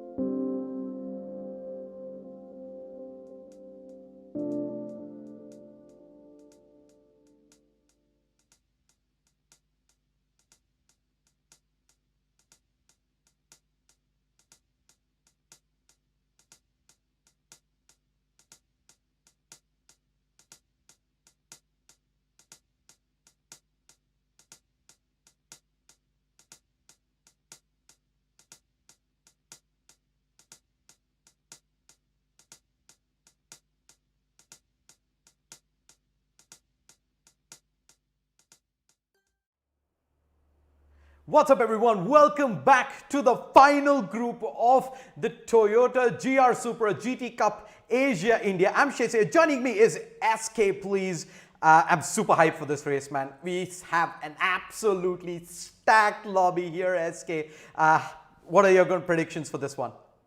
I have no predictions. After I saw the test race, I don't think I have any sort of prediction. But yeah, excitement off the roof considering the fact that I think the tournaments, like the majority of the fast races in the tournament, are in this single lobby. So yeah, I mean, I'm stoked to just jump into the race and see what these guys can bring to the table. Because Ancient Pleb, Fun Anywhere, we have our KV as well. We have Fierce P and Shammy. So LB2 speed, again, honorable mention. There's 9 racers this time around, so this is gonna be a crazy lobby. Just 2 more races remaining in the round robin before we, get our final 10 that will be moving on to the grand finals on 26th of the GR Supra GT Cup Asia India qualifiers. So 2 more races left for every one of these guys to secure their spots and also topple other people away from the top 10. So let's see what they have in store for us today. Like I said before, we have some of the fastest racers in all across the tournament stacked in this one lobby. So I'm just like stoked to see what these guys can bring to the table. I mean, we were already talking about goosebumps from just thinking about how this race is gonna play out, and we finally get to jump into the lobby. LB2 Speed, RKV, Fun Anywhere, Ancient Pleb. I think that pretty much says it all. These are people who are in the top 5 right now, all in one lobby. A round robin format was where we had 24 racers, all split into 4 groups of 6 each, and we had 2 races between combinations of 2 different groups over the last 3 days. The absolute last one is where we pretty much saved the best one for you, and I'm sure this is going to, compared to the last few races that we witnessed, I think the difference is going to be the front of the pack is going to be very challenging. I also believe we might not get to see, small little subdivision packs happen in the race. We might just see the entire pack stick together from start to finish, because that is how competitive each single racer in this lobby is, SK. Yeah, I think it's safe to say, that all these guys are fast, but yeah, up ahead in the front, I really can't predict which single racer will take it away, because LB2 Speed, Fun Anywhere, Ancient Pleb, Fear Speed, Shami, all these guys have their fair share of wins and podiums, so can be anyone's race, but at least we'll see like a 5-way, 6-way battle up in the front. And that's what I'm really excited for this time around. You can see these guys as well, even in the qualifying, such good pace coming in from every single one of them. We are on board with Fun Anywhere as you move towards the Dunlop hairpin, and you see this guy, he's just super fast around this, very clean on the turns, and in the exit speed, he's gonna carry a lot of speed compared to Shami, and he's going to move towards the Schumacher. Has his 1:13 on sector 1, pretty fast time coming in already, and this is just his first lap, so he's going to continue to improve as his tires get more grip, and he's going to go into the bends. You can see the line difference. Shami's going to go wide, but Fun Anywhere just sticking it close. But will Shami being in front kind of ruin his chances here? Because he can get a small advantage from the slipstream, but going into Vidal, if Shami does break early, he's going to completely, destroy Fun Anywhere's time. He is looking strong, 155 as he enters towards Vidal. Perfectly done. Shami slides a little, which means Fun Anywhere has to. He gets a little bit of collision. I think that was bound to happen there, but it's unfortunate because he had a very fast time. And look at this, LB2 Speed already setting the fastest lap of the qualifying, 2:17.285. But we know for a fact that Ancient Pleb is faster, and as I say, that Ancient Pleb goes to P1 with a 2:16.482. Yeah, Shami there, I think, ended up braking much earlier before getting into the end corner. Actually, you see, Shami actually apologized on chat as well. I mean, there was a situation where, unfortunately, there's nothing Fun Anywhere could do. That's not a braking point right there. Shami just hits the brake. I think he might have just lost the car a bit and brake to try and catch it before he completely wings it, but that ends up pretty much spoiling Fun Anywhere's lap right there. But this is just qualifying. So they've got a lot of time to work with. There's no reason to end up actually running into traffic right now. I think you just ease out a little bit, even head into the pit if you have to completely readjust, get yourself a fresh set of tires and just wait till you find yourselves an empty piece of track to get onto. And I think that is something that at least Fun Anywhere would want to readjust to. Right now, he's got nothing to worry about. He's got an Ancient Pleb in front of him. He knows that guy is lightning fast, and unless Ancient Pleb is kind of taking it easy, he doesn't really have to worry about him getting in the face of Fun Anywhere and maybe costing him some lap time. Yeah, I think that was very fast time coming in from Fun Anywhere, but unfortunately that little incident kind of cost him. But there's still a whole lot of time left in the qualifying, and also fresh set of tires that we know Fun Anywhere pop somewhere, towards the middle of this session. So it's not all lost for Fun Anywhere. He's still on par now, 2-minute 1 as he exits Weed. Also, that's gonna be a pretty fast time, but this is the guy to beat. 2:16.482. Can he top it off? And I think he is on course. Oh my god, 2:15.979. that is the fastest Nurburgring lap we have seen from Ancient Pleb. This guy is on fire, and I am pretty sure he's gonna continue to stay at the top there. He's made some improvements overnight, and you can see it in his time there. He bests his lap from yesterday, which was a 2:16.6. I think it's 2:16.658, and as I said that, he slides around a little, loses time there, but what a lap there, Shade. 2:15.979. I don't think we've ever seen this in the entirety of this tournament. Yeah, and I also got an opportunity to catch up with Ancient Pleb last night, and I do owe him an apology and a small correction on what happened on Interlagos on day 1 of the round robin. It seems he did take some contact from B2 Speed, which is why he ended up going wide in that first sector during lap 1 of the race, which ends up going down, and it wasn't down to a driving mistake on Ancient Pleb. So that considered, I think he's pretty much driven flawlessly throughout this entire tournament. He's been super fast. 3 out of 4 wins already in the round robin. 4 out of 5 if you consider his victory during the qualifying round as well. He's only lost the 1, and that too during contact. So 45 points at the moment, sitting up top the leaderboard. I think he's going to continue to stay there. I think if he does not really run into too much trouble, he's going to be a heavy favorite to take both the race wins today. But we haven't seen Ancient Pleb in the same lobby as Fun Anywhere.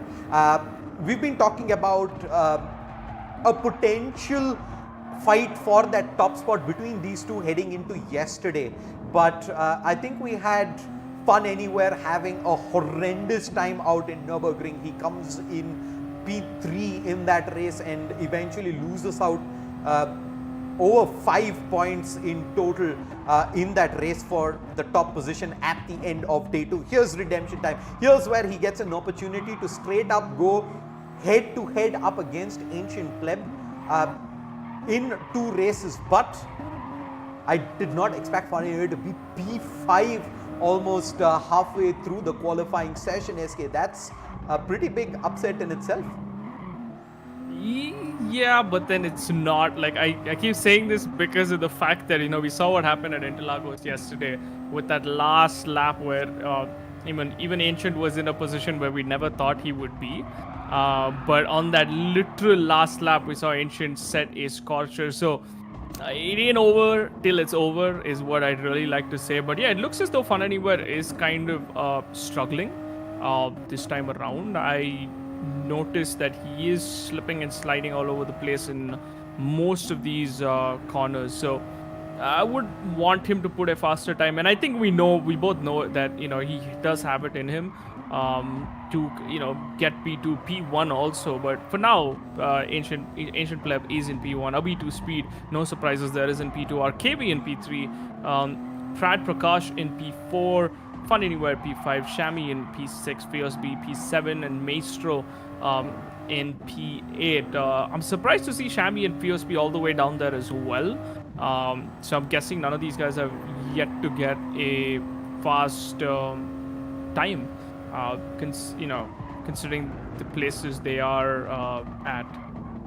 Yeah, and it might just straight up be to the fact that Ancient Pleb, Abi2 Speed and RKV are putting in significantly faster times. This is a combination of players that we haven't seen race together thus far in the tournament. So it might just be a case of them being a tad bit slower compared to the rest of the players on track here in this couple of races. So they still have a fair bit of, I think, 8 minutes remaining in qualifying to try and make up this time, but it's going to be very touch and go. And looking at how fast Ancient Pleb has been, it's a good 1.3 seconds ahead of Abi2 Speed alone, and I think he's pretty much gotten himself sorted for the rest of this qualifying session. It probably doesn't really have to break a sweat anymore and just let the rest of the pack play catch up. Our KV has been one of those racers who's also been in the middle of the pack throughout day one. Just sitting at the 9th, 10th position on the leaderboard, but he's made significant progress yesterday where he did manage to get very good race finishes. In fact, finds himself in 7th position on 26 points at the end of day 2 of the round robin stages. So he's gonna probably expect himself to finish top 3 here in both the races and seal his spot in the finals. Prad Prakash. So, yeah. Prad Prakash as well, surprising here. I mean, I've not seen him before, but he's got pretty solid times. He is in P4 at the moment. He is faster than the rest of the pack. That's Fun Anywhere, Shami, Fierce B, and Maestro. So, can this man, put together 2 good races and qualify is the real question. But considering the fact that, you have Ancient and Abi, getting P1 is going to be a tall ask. And you need to be really fast to try and compete with these 2 guys. Because I think we've seen them in every race. We've seen them in P1 and P2, or P2 and P1. The 2 blue Supra RZ20s, we've always seen them up ahead in this particular group, and I think it's going to continue to do so unless Fun Anywhere's red Supra can ruin the party and squeeze himself into that front row. Look how close he is to that pit wall on the exit, trying to squeeze as much time as he can, and wow, he bests his time. I think he's done. I think Ancient Pleb is probably done for. Yup, I don't think he can believe it either. 2:15.817. He's parked the car on the side. I think he's called it because of the fact that is just an insanely fast lap, and I can put my money on Ancient Pleb right now and say nobody's going to beat that lap for this qualifying session, because Abi is like a second off. Fun Anywhere is nowhere to be seen, and the rest of them don't have the pace as of now in qualifying, so unless any of these guys can pull out a amazing lap, I think it's going to be Ancient Pleb, who's got almost 800ths of a second on Abi2 Speed, with a 2:15.817, fastest lap in Nurburgring in the entirety of the GR Supra GT Cup Asia India qualifier in Nurburgring. So big props to this man. He's been pushing, and you might think for a second that okay, he doesn't have any reason to push that hard considering he's already P1, but he's just besting himself in this qualifying session, and I think it's more of sending a message as well going into the last race that he is the one to watch. And I think currently, if he does have good starts, he can be the guy who can take it all the way. Indeed, man.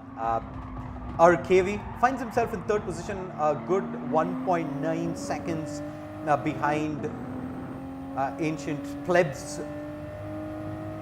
Blistering fast lap, I must say. Prats Prakash, we did see him on the previous turn just swing a little too wide there, maybe making some contact on the gravel, but our KV, I don't think will have too much trouble here in the end corner, but he almost loses it there. So many times you've seen racers try and push the boundaries, and you know, that small bit of the tire just touches, pretty much kisses the gravel, and you've lost almost everything you've done so far. Ancient Pleb is sitting there at the edge of the track, down the start finish straight, just relaxing. He knows, yeah, he's got this P1 secured, but Shami is gonna go into the pit there. Looks like a fresh set of tires coming in with 4 minutes remaining. Yeah, I was just gonna say, is it too late because of the fact that there's only 4 minutes remaining in this qualifying session? Getting that fresh set, then getting an outlap, and then trying is gonna cut it very, very close. And I don't think it's a smart move, but you know, let's see if he can squeeze in one more lap. Something we haven't talked about is Shami's race pace. We've seen him not be the fastest racer out in qualifying. I say that considering he had, I think, started second row yesterday on Interlagos, but all things considered, this has been one of those racers whose race lap times is so fast. He makes up so many places up on the track, so he's going to be someone to watch out for despite him starting third row. Let's see if how much points does he have right now. If I might say, Shami is sitting on 6th position with 27 points, so he is in the top 10, just about in the second half of the top 10 of the leaderboard. So he's in a very comfortable positions here and will be looking to make up some points because he's only trailing by 5 points with Abi2 Speed. But Abi2 Speed starting second here looks to try and extend that lead and maybe even overtake Fun Anywhere if he does not have a good pair of races here, SK. That is correct. Shami's race pace that you were talking about is you know, completely justified because even though his qualifying isn't the strongest, he makes it up during the race. But then again, let me remind you, 8 laps with one of the fastest lobby, that is gonna seem like a flash at this point of time because of the fact that all these guys are gonna be doing much faster times. You know, every corner is going to count because no racer here wants to give any sort of defensive you know, position or defensive leak where you can capitalize on it, and everyone's going to be on the aggression trying to keep their places because this is one of you know, the last 2 chances here, this race and the next Interlagos, for all these racers to secure as many points as possible moving into the finals. And I don't think Shami is going to back off at all coming into the race. We've seen him challenge the likes of Abi2 Speed, Ancient Pleb, Fun Anywhere, Fierce Speed. Like he's doesn't really care who's on the track in front of him. His pace is immensely good during the races, and let's see if Shami can start from P6 and make an improvement there, because I'm surprised to see Fun Anywhere in P4. Maybe he's having a chill weekend because he knows for a fact that he's already secured enough points, and as we say that he is going to move off track. But Ancient Pleb, I think this man's here just to bring the heat. He's going to, you know, stay in P1 with 2:15.817, the fastest lap of the tournament on Nurburgring. Then followed by Abi2 Speed. Prat Prakash surprised us here. Now he's in P3. Fun Anywhere in P4, P5 RKV, P6 Shami, P7 Fierce B, and P8 Maestro. And the race is gonna begin. So take it away for one last time on Nurburgring in this round robin shit. Yeah. Nurburgring is played host to some spectacular races so far in the tournament, and it's going to be one last time here in the round robin stage.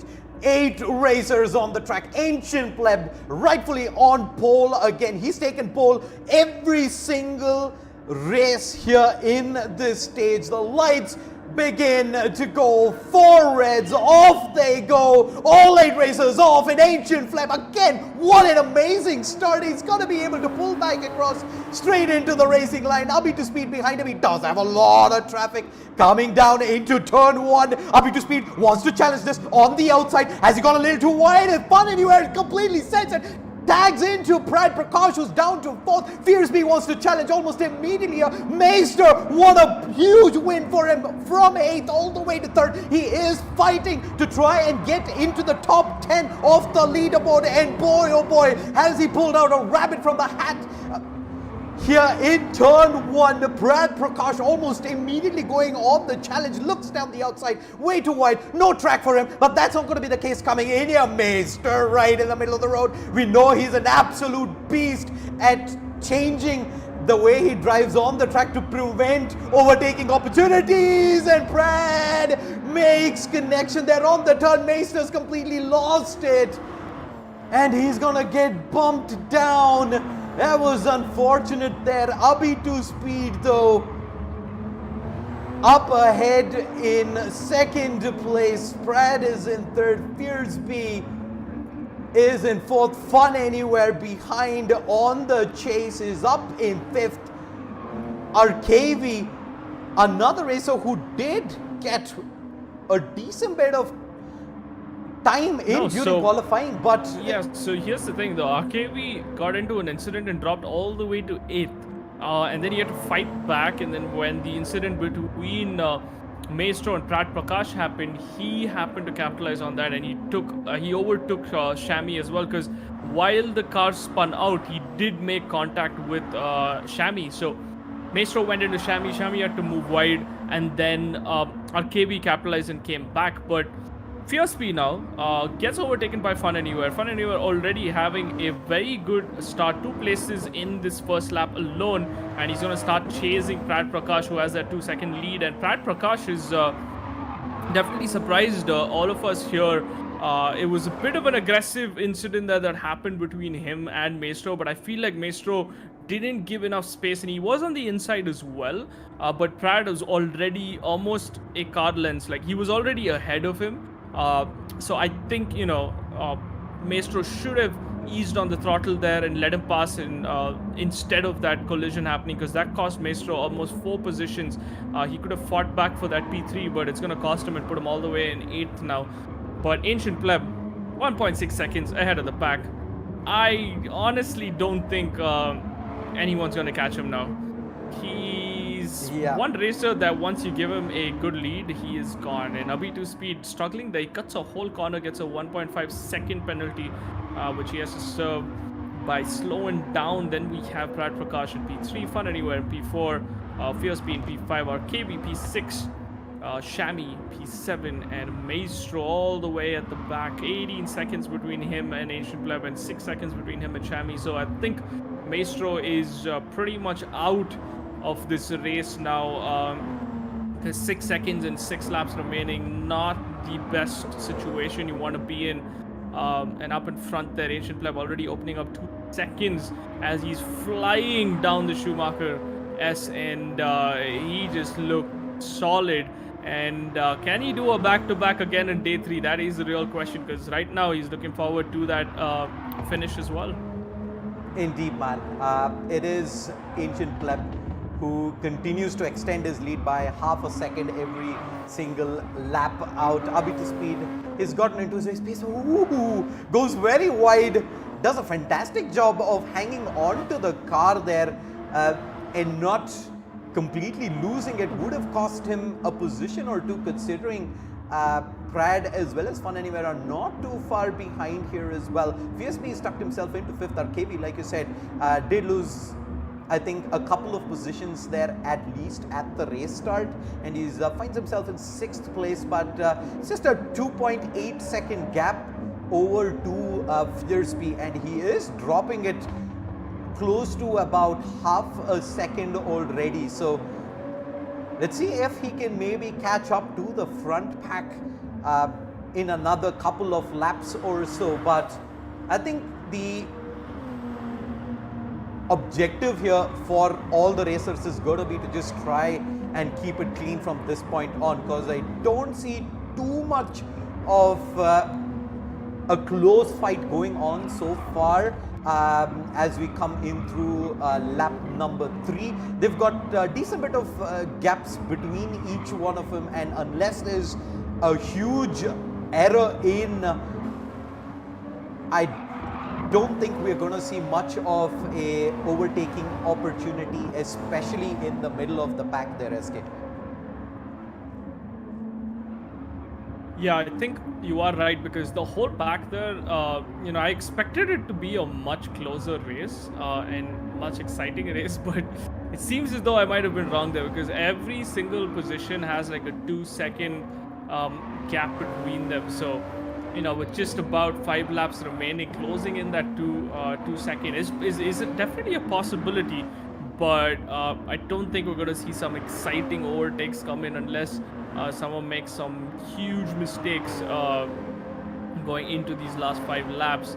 But Prad Prakash is definitely pushing. Fun Anywhere as well, he's trying to catch up, but all these guys have like pretty equal pace. If you look at it, everyone's pretty much the exact same distance from each other, and like you said, it is gonna be a similar finish all the way throughout the end, because of the fact that there's such a big gap between everyone. I feel like it was all for that first lap, because all the incidents kind of separated the rest of the pack, whilst Ancient and Abhi2 Speed just took full advantage and went all the way ahead.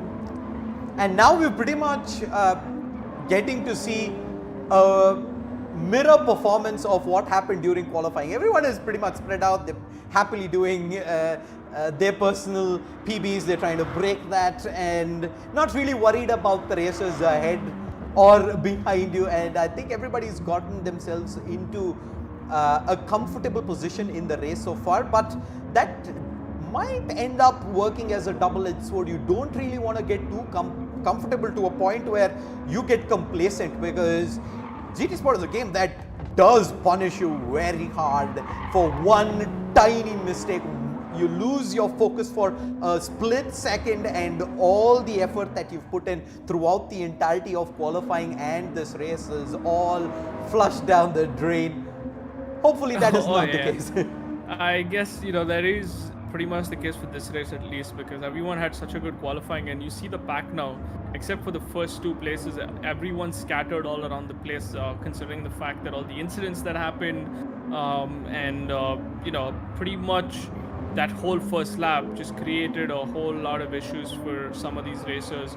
But they are fighting. Like, for example, RKV, he is trying to fight back. He's come back from P8 to P6, but Maestro, P3 to P8, he must be kicking himself, and he might have a few things to say to Prad Prakash going into Interlagos, because the start there, he kind of took advantage of all the chaos that happened there, and he pushed himself all the way from P7 to P3, but unfortunately that incident with Prad saw him spin out, and then he got pretty much hit by 2 or 3 cars on the track before he was sent all the way to the end, to the last place. So yeah, the guy we're on board with now, Ancient Pleb, is just looking mighty confident. 3 seconds, about 3 more laps remaining, or 4 more laps remaining in this race, which is going to be the round robin day 3 of the GR Supra GT Cup Asia India qualifier. Ancient Pleb, can he make it 2 more race wins? Because if he does, I think that would be a record as well for himself, because he started day 2 with a win, with 2 wins, and he is looking at starting day 3 with a win too, because that 2:15 qualifying time, it was just such an impressive time that I don't think anyone could have beaten it in this lobby. But Fun Anywhere, this is the guy we are still surprised. I think Shade and me both agree that we didn't expect to see him down in 4th, but it seems as though he's having a much chill weekend compared to yesterday. Yeah, I think he's kind of eased out as well. He knows this last couple of days haven't really been the absolute best for him, and he's put himself in a position where now he's going to pick up a few points, ensure that he still continues to stay at the top of that leaderboard, comfortably make it into finals week. All of these guys do have a 5-day break between today till we do see that finals on Saturday. So still a lot of time for these racers to improve on, a lot of aspects for them to work on as well, because so far we've seen 2 tracks in this tournament. We've seen this one, the Nurburgring, that was used for the qualifiers as well, and the next one, which is Interlagos. We're going to have 2 new tracks make an appearance for the finals. It is going to be 1 race each on 4 tracks, starting with Nurburgring, Interlagos. We're going to have Monza and Spa. I think Monza and Spa are going to be what you would call in baseball terms a curveball, to see how these racers can cope up with the variety that we have in racetracks. What usually happens is you have races on you have 1, maybe 2 different tracks on a single day. Playing 4 different tracks does mean you have to come in with a lot more homework done to ensure that you're consistently able to lap fast on not 1, not 2, but 4 tracks, SK. Oh yeah, I think Monza for sure is going to be an exciting track. It has some deadly corners, and it's also very, very fast paced. And there's an incident here that happened. We see RKV going ahead and overtaking Fierce B. I think that was a small incident that did happen there, which is going to see Fierce B drop down to 6th. So RKV now making his recovery 8th to 5th, and he is going to get some higher points now. But yeah, 2 more laps remaining. I don't see anything else. Like you said, I think RKV is the only one that's actually made a lot of progress, but the rest of the field kind of, in a very decent gap. So I think we should just let it play out. And while you were talking about the finals, yeah, Monza and Spa, these are the 2 tracks I am kind of looking forward to, because we know what these guys can do around Nurburgring and Interlagos. We've seen them all weekend, and I think it's safe to say that we even can pick favorites going into these tracks. But Spa and Monza are something that we haven't seen, and that's when we're gonna see which racer really comes out on top. And considering the fact that it is in the finals, it is do or die, and they have a week though to practice for it, which is a big advantage for all the top 10 once they get announced today. It's a whole week of practice before we see them again on the 26th. Yeah, it is 1 week for them to get ready for 4 of potentially the biggest races of their lives, to try and make it into that top 3 position and get to the Asia Nations Cup, where they will go up against the top 3 races from Singapore, Malaysia, Thailand and Philippines. So it's not every day that you get an opportunity to represent India in the international stage of an esports racing tournament, and a huge shout out to Toyota India for bringing this opportunity down to this country. I mean, Toyota Gazoo Racing, which is of course Toyota's racing company, has been associated with several motorsport activities, the WC, WRC, NASCAR, Dhaka, Nurburgring, 24 hours, but it is their first venture where they've gotten in an opportunity for not just IRL racers but also esports racers here to show their mettle and prove that they indeed are one of the best GR Supra drivers in Asia, SK.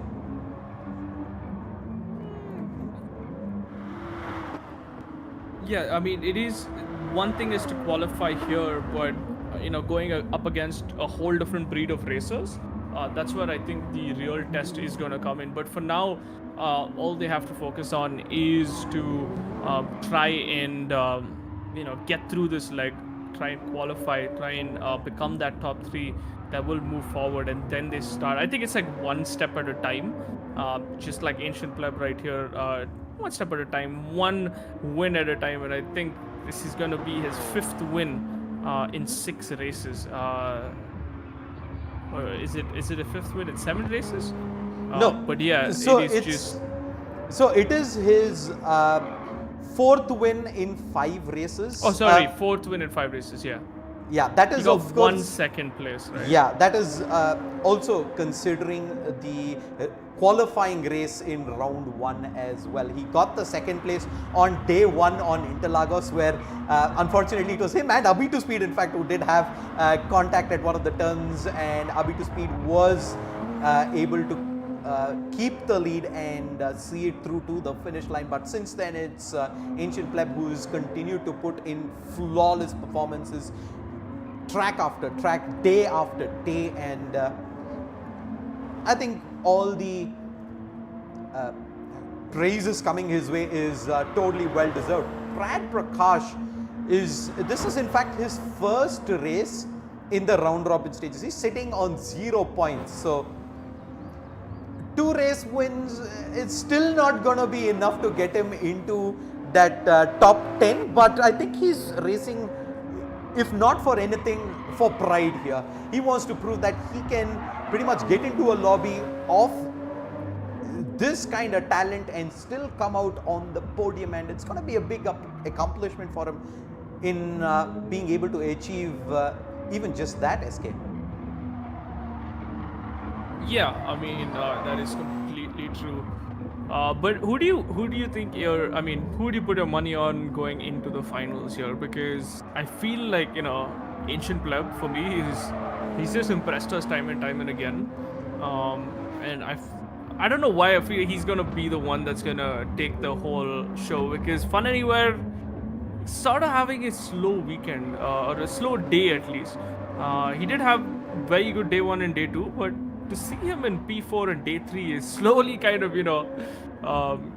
messing with my confidence, because I definitely thought that he would be the one that would actually challenge Ancient Pleb, but it still looks as though Abhi2 Speed is the only one that has come close and has taken him down. Yeah, he's been pretty much only one of the few racers who's been able to keep pace with Ancient Pleb, and that's quite a big thing to say in itself, because he's been blistering fast throughout both qualifying and the race. But like you said, who is my pick going into the finals? I think without a shadow of a doubt, Ancient Pleb is going to be one of the front runners, but we really have no information on how his lap times are on Monza and Spa.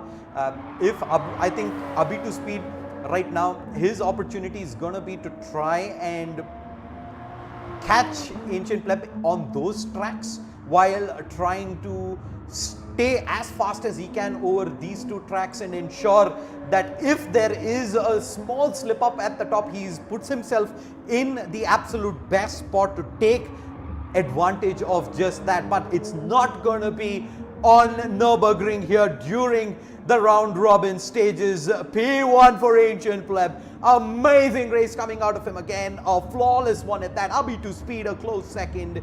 And Brad Prakash comes in to take that last position on the podium. Fun Anywhere comes in at fourth. Our KV, it's been a topsy-turvy race for him. But yeah, P8 to P5, I think he should be happy with that finish, considering the fact that he did get wiped out in turn number 1. Shami and Maestro, both, you can see the damage on their cars. They've been in multiple incidents, but I think Maestro here is going to be really down, considering the fact that, he was P3 after turn 1. But that one incident after the Dunlop, he dropped all the way to 8th and wasn't really able to recover. So Ancient Pleb, another victory for him. He's undisputed. He is just at a different level of pace compared to any of the other racers in this lobby. And he's continuing to dominate. Just one more race remaining for the round robin before we find out who our top 10 is. But it's safe to say Ancient Pleb is P1 on the leaderboard as well. He's secured enough podiums, enough points, and enough wins. Can he replicate a 2-win day again today is the real question.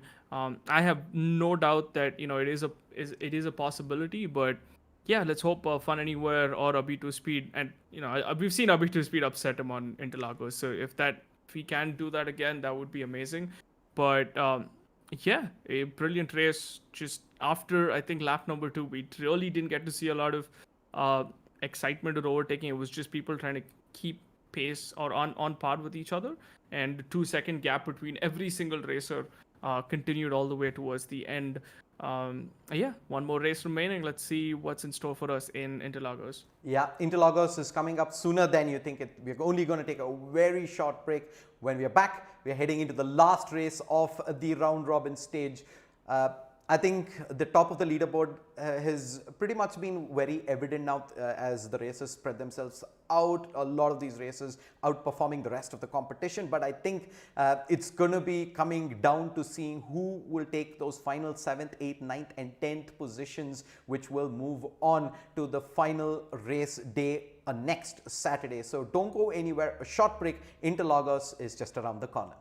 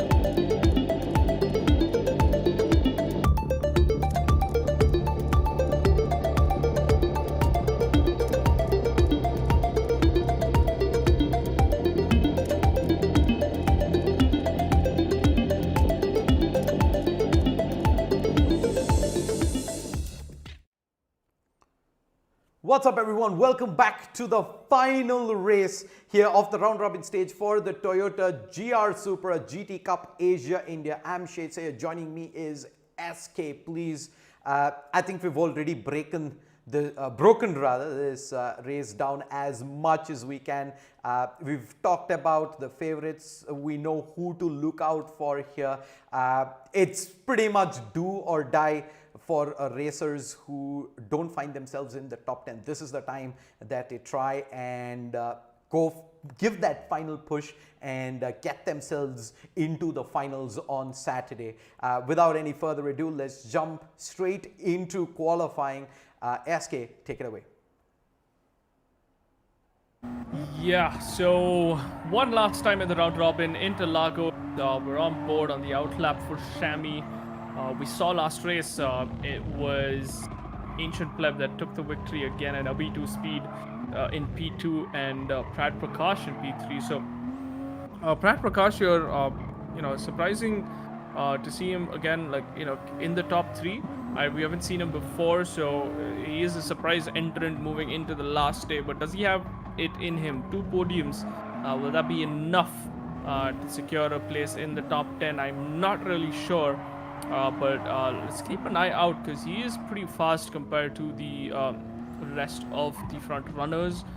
He stayed in P3 throughout the whole of the race last time, and he kept up with B2 Speed, one of the other super fast racers in this lobby. But the people that you really have to keep your eyes on are going to be Ancient Pleb, B2 Speed, Fun Anywhere, as well as Prat Prakash now, because it seems as though the rest of them are not putting in, that good of a first race. Shami, Maestro, Fierce B, RKV, had a lot of incidents and collisions going into Nurburgring, so hopefully they can avoid that into this race. Now we look at Ancient Pleb here, smooth on the exit there, maximum power.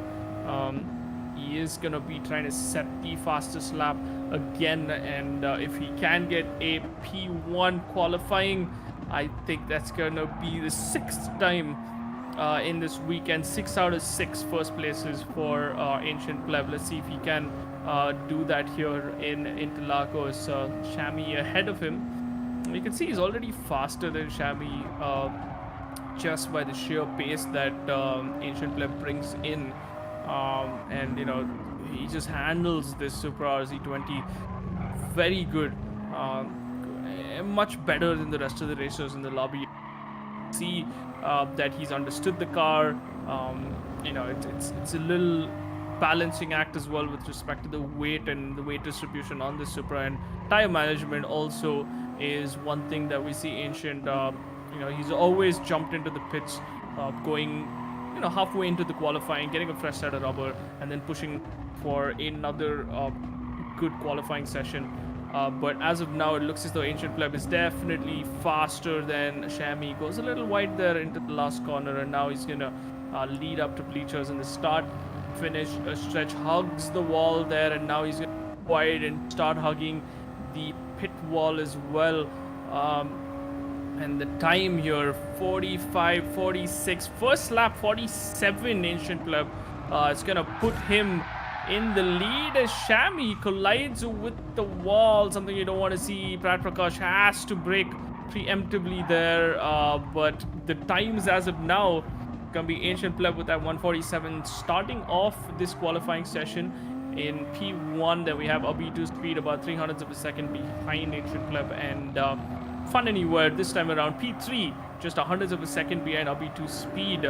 So Fun Anywhere finally come out to play. RKB in 4th, 5th Shami, Prat Prakash in 6th, and Fierce B and Maestro are going to round off our top 8 on this last race of the GR Supra GT Cup Asia India qualifier round robin stage, after which we will find out our top 10 racers that will move on to the grand finals. A lot at stake on this race. Anyone can upset any of the positions that are already in the top 10 and secure them for themselves, or we can see some of our fine racers also drop out, because only 10 are moving on to the grand finals. We know for a fact some of these guys already have secured places, like the likes of Ancient Pleb, B2 Speed, Fun Anywhere, and the previous lobby as well. We had 2 of them And we see RB2 Speed kind of moving away so that Fun Anywhere can move ahead.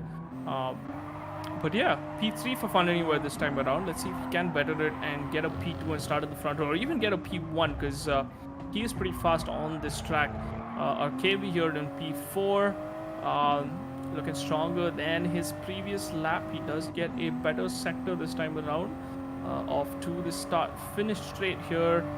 Can he make a 147.677? It's unlikely, as he crosses the line with a 148, which is still gonna keep him in P4. Shane, what do you think? You think anyone else can upset this time? Because I don't think this is Ancient's fastest time yet. Yeah, I don't think, and it's always the case, right? Especially during qualifying, where traditionally the initial few laps you just want to get a feeler. The track's going to be significantly slower as well as the session progresses. I think after that change into the second set of tires is where you eventually tend to go the fastest, and considering the speed that is Ancient Web has put up, I think there is definitely room for improvement. RB2 Speed only 4.5 tenths of a second slower, so there are a couple of places, especially during this middle sector, is where he can make up significant amount of time over his PB and catch up. Fun Anywhere finds himself in third. Decent jump considering how his qualifying session went the last time around on Nurburgring. In fact, KV finds himself in fourth. Prat Prakash significantly slower in this outing, but like I said, it's still very early stages for us to get a feel of what are the grid positions for the race itself. But Meister is about 2.9 seconds behind the race leader, so not the kind of gap that we used to see in previous races where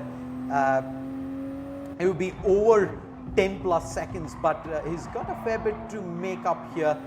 Let's see if he can maybe challenge Fierce B or Shami, who are less than a second ahead of Meister right now. He's gonna make his way down towards the pit lane entry. We in fact see three racers diving into the pit very early on, including provisional pole right now. RB2 Speed is there as well, 6.4 seconds behind.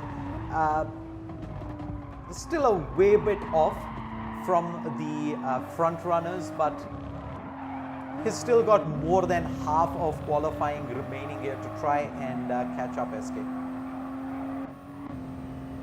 Oh yeah, there's still a lot of time to catch up, but again, I really want to see someone contest Ancient Pleb's time. I keep hoping time and again that someone will, upset him and put him in the second or third row, but he is just a class apart in this Supra Cup, and he's just so consistent, man. He's just very consistent, fast laps after fast laps, and finishes after finishes. I mean, I don't think there's anyone that's had 4 wins out of 5 in this tournament, and Ancient Pleb there is, setting new heights for himself, and he definitely looks like someone that's going to be a good seat, and someone that is good enough, to represent as well, because he's going to be going to the finals. But if he wins the finals, I have a lot of faith in this guy to take it to the rest of APAC as well, considering how well he's been driving in this qualifier stages as well as the round robin. Just one more big step for him in the grand finals. Those 4 races, those all crucial 4 races, because all the round robins, all these races, all the practice, it all comes down to those 4 races next weekend, and that's where I want to see Ancient Pleb really step up. And if he can get 4 wins there, he has my vote, and he has my full vote of confidence going into the APAC legs, because for now it looks like he's just so much faster than everyone else, continuously out qualifying everyone else in his lobby. And it's not just like one particular lobby. Every lobby he's been in, He's been the fastest and the most consistent. It's just that one race, because of an incident, he kind of had his win stolen away. But I feel like, Ancient Pleb, Abhi2, Speed, Fun Anywhere, these three guys have shown us some very, very good racing uh, in this particular series, and I really can't wait to get into Interlagos, get done with round robin, and that, and because the anticipation right now is killing me, moving towards the grand finals on the 26th. Indeed, man. We're looking right now at RKV and Fun Anywhere. I think RKV eventually is on his out lap. He maybe wants to ease out a little bit more and try and put more distance between him and Fun Anywhere. In fact, Fun Anywhere breaks quite a bit hard. He wants to let RKV go through ahead, and Fun Anywhere, I think, coming in towards Junction and Cafe will continue to go slow.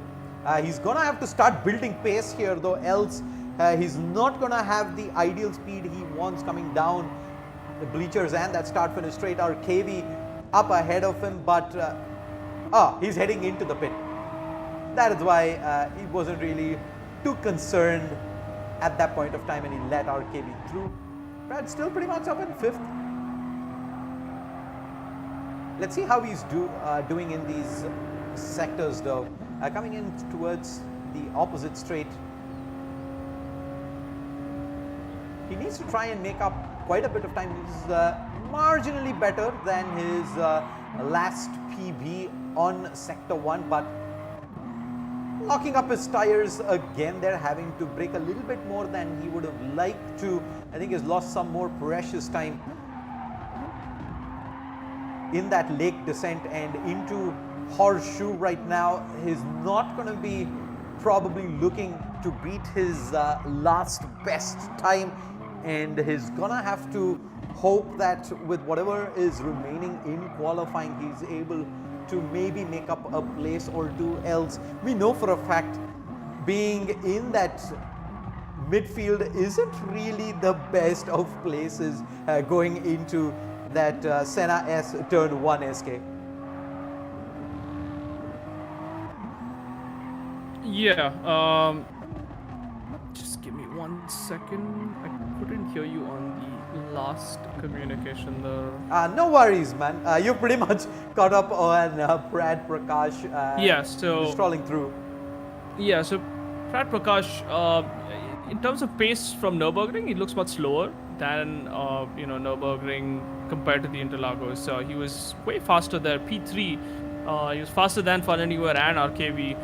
But this time around on Interlagos, he is P5 with about 300ths of a second onto RKV. So I wonder what's happening. And while I say I wonder what's happening, I see where he's kind of losing time. That Senna S is there. If you noticed, he went really wide on the left-hand side as well as the right-hand side bends. So yeah, that's going to lose him a lot of time, because that is one of those tricky corners that if you cannot master, if you don't come close to mastering, it is going to cost you a lot of time. Here as well, I feel like he's not carrying enough speed. So a few corners here, he's losing some time, which is why he's sitting in P5 at the moment. But Shami, Fiersby and Maestro, no responses coming in from these guys this time around. Very surprising that Shami's in P6. But then again, Shami with his race pace, pretty crazy. Indeed, man. Let's have a look at how much time is remaining. I do believe we are almost at the end of qualifying right now. Maybe a minute or two to go. And I don't think that's sufficient enough time for the likes of Fun Anywhere and Maestro to finish another lap through RKV. He used to remain in 4th position.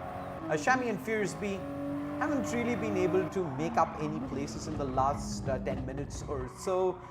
So they kind of continue to stay in 6th and 7th. I think of all the races out there, I think Shami and Fiersby have gotten enough work done yesterday. Fiersby is in fact in 9th position with 20 points. So it might not be as clear cut for him just yet.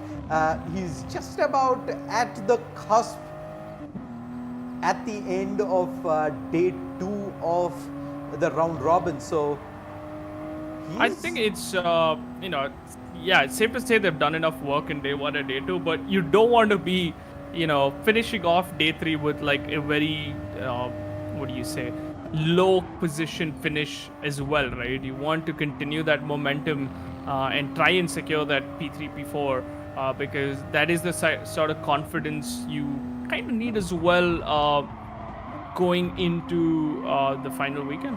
Indeed, man.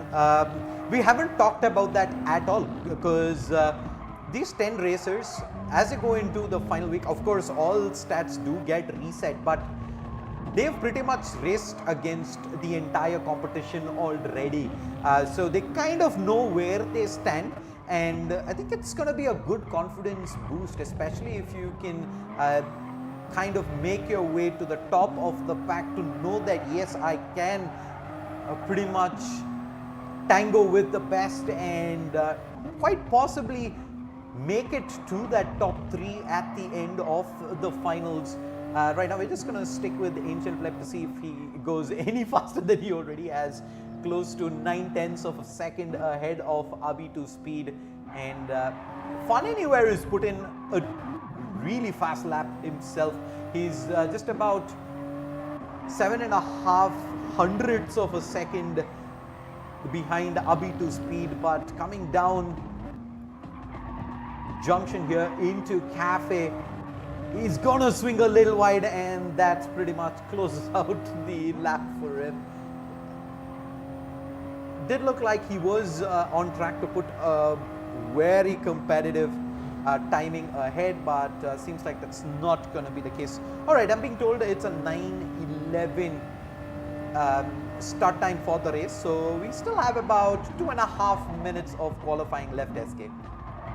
Yep, we just have 2 minutes left, so it's going to be one last lap remaining for everyone here. Abi2 Speed on his out lap, fresh new tires.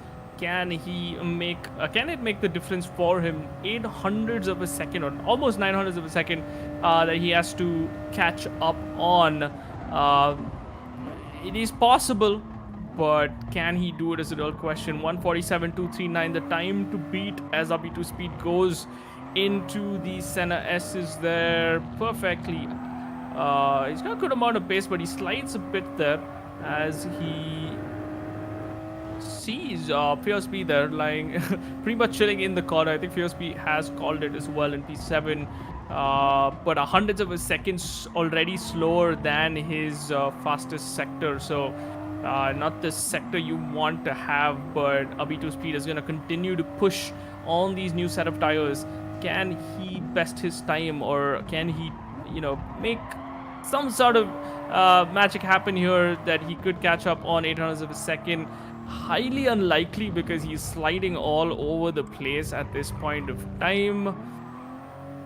Does he get a penalty there? I did see all 4 of his wheels kind of go off, but seems as though he escapes that. But sector number 2 looks a little slippery, but let's see what kind of time he does put in, because sector 1 he was already slower than his previous time. Another big slide there, gonna cost him a few milliseconds. 1:20, so he does best his time by about 0.098. But let me remind you guys, he has to catch up almost a second if he has to beat Ancient Pleb. He can better his time, but I don't think this lap has enough to contest with the time of Ancient Pleb, who we saw on our screen there, who was just parked up on the right near the bleachers. He's enjoying his P1. Fun Anywhere as well. He's going to be settling down with P3. RKV here one last time again, trying to get as fast of a lap as he can. But second row start for RKV. I don't think he's going to be too disappointed about that. That is a good place to be alongside Fun Anywhere. Third row is going to be Pratt Prakash in P5 and Shami in P6. And the fourth row, P7 Fierce B, P8 Maestro almost disheartened, I guess, from the incidents that happened last race, because he's not had a good qualifying session at all in Interlagos. He's been struggling all the way at the back. Shami as well, losing a lot of time. It's about 1.5 seconds away from Ancient Pleb's time, and about 200ths of a second away from Prat Prakash, and Prat Prakash here also 131. This looks like a pretty fast lap. Let's see how close he does come, because 140 and he's already here. I don't think it's fast enough, so this is going to be the last car that's going to cross the line. Prat Prakash not able to do it. 148, that's going to put him in P5. And off we go to the final race of the round robin. Ancient Pleb is going to lead the whole pack for the 6th time this weekend. Take it away, Shade. Yeah, for the last time in the round robin weekend, it's been an amazing 3 days of racing here, but it all comes down to this. The final race on Interlagos, the Ancient Flip starting on pole, Abi to Speed in second, Fun Anywhere and RKV make up the second row, and it's a go as all 8 racers go off. A beautiful start again for Ancient Pleb coming into turn 1. Maestro is all the way at the back, doesn't get the advantage like he did the last time around. No incidents, clean moves, they all hang on to their positions here. Maestro, oh, he makes some contact there going into I believe that was Fiersby tangoing all the way across, but Fiersby will be able to get ahead of him, but Ancient Pleb does get off nice and clean. Abi to Speed as well. I think that was pretty much one of the cleanest starts we've seen so far, considering. But RKV does take the position away from Fun Anywhere. Fun Anywhere started in P3, but going into the corner there, we saw RKV edge out Fun Anywhere, so he's lost a bit of speed. As you can see, Shammy as well now attacking Fun Anywhere, and Prat Prakash is... Oh, that was Shammy that went out, yeah. Which means Prat Prakash is going to get a good opportunity here on the run-up. Can he make a move onto Shammy? Nope, he's not going to make a move. Meanwhile, Fun Anywhere back again on the aggression, is going to stop pushing in and up in front. Already there's a gap of a second between the front 2 runners and RKV. So RKV dropping back a little, a second already, at 1.2 seconds now. As Ancient Pleb and Abi to Speed fly across the last corner, going into the bleachers in the start-finish straight. Ancient Pleb goes a little wide, and Abi to Speed. 2 speed he is going into that corner, which is going to give RKV a very good run up on the outside. He's going to take P2 away from Abi to Speed, and look at Fun Anywhere. He's going to capitalize on this as well. He's got the exit speed on the outside. Best position to be in going into the Senna S's. Can Fun Anywhere close the gap late on the braking? Abi to Speed is going to collide. That is a lot of aggression coming in from Abi to Speed, unnecessary and dangerous stuff here. He is going to lose both those places after that. Too late on the braking there. Fun Anywhere gets a massive profitable move there, because Abi to Speed went into RKV and pushed him wide, and Fun Anywhere just got 2 positions there in the blink of an eye. Indeed, man. That was a turn where there's just a few inches between pushing the limits and overdoing it, and that time around braking a tad bit too late there. Fun Anywhere was the big winner of that incident coming in from Abi to Speed, who initially swung wide, in fact quite a fair bit toward heading into bleachers. And the problem with doing a mistake in a position like that on the circuit is you're going to be continuously building up speed as you make your way through towards the start finish straight. So it's a long section where one mistake eventually is going to compound into quite a bit of positions lost, or quite a bit of time lost as well. So eventually Abi to Speed does end up losing a couple of positions, but he seems like he's trying to push as much as he can again wide on that turn. That was almost an identical mistake to what he did on the previous lap. Let's hope that that's an incident that doesn't repeat itself again for the remainder of the race. But it's been 2 laps, 2 action-packed laps, if I have to say anything about it, SK. Yep, very action-packed indeed. Ancient Pleb again, you know, he's just having another race. He's not in this lobby. He's gone ahead 4 seconds, 3.5 seconds almost. But Fun Anywhere finally in that P2 position that we usually see him in the front. RKB now defending against Abi2 Speed. Abi2 Speed is very aggressive again onto that corner, but this time around he does brake and give enough space without avoiding any collisions, because if you notice, all these collisions in RKV space is actually slowing down our B2 Speed, and Shami is caught up. We kind of mentioned time and again how Shami's race pace is completely different than his qualifying pace. He just thrives off the races, and you can see him there already at the rear bumper of rear bumper of Abi2 Speed. So this is going to be a 3-way exit coming into the start-finish straight. Let's see if they can make some overtakes happen here. I don't really think so, but Pride Prakash is also joining in. But look at that though, there's an incident at the back. Maestro, I think, kind of had contact with Fierce P. He's going to push him away. Fierce P has a 0.6 seconds penalty, but the real battle there is going to be KV, Shami, and Abi2 Speed. Which one of these gentlemen have the speed to make that overtake happen? It looks as though Shami definitely had a better exit. He's stuck into the slipstream of Abi2 Speed now. Meanwhile, Ancient Pleb 4 seconds ahead of the pack. He is already entering the Senna S's, whilst the rest of the pack is just crossing the start-finish straight. Fun Anywhere 2 seconds as well ahead of our KV, Abi2 Speed, and Shami now. All three racers here, P3, P4, P5, just a second between all three of them. They've picked up penalties. Both these P3, P4 picked up penalties, which means Shami is in a good position to actually go for the aggressive push here as they serve their penalties. And you can see him doing that. He is rather close. I don't know if it's our KB space that's slowing them down, or if it's just Shami space that's Shami and Abi space that are much faster, because you can see them all, close by, but when you move into the start-finish straight, there's easily about half a second gap between all of them.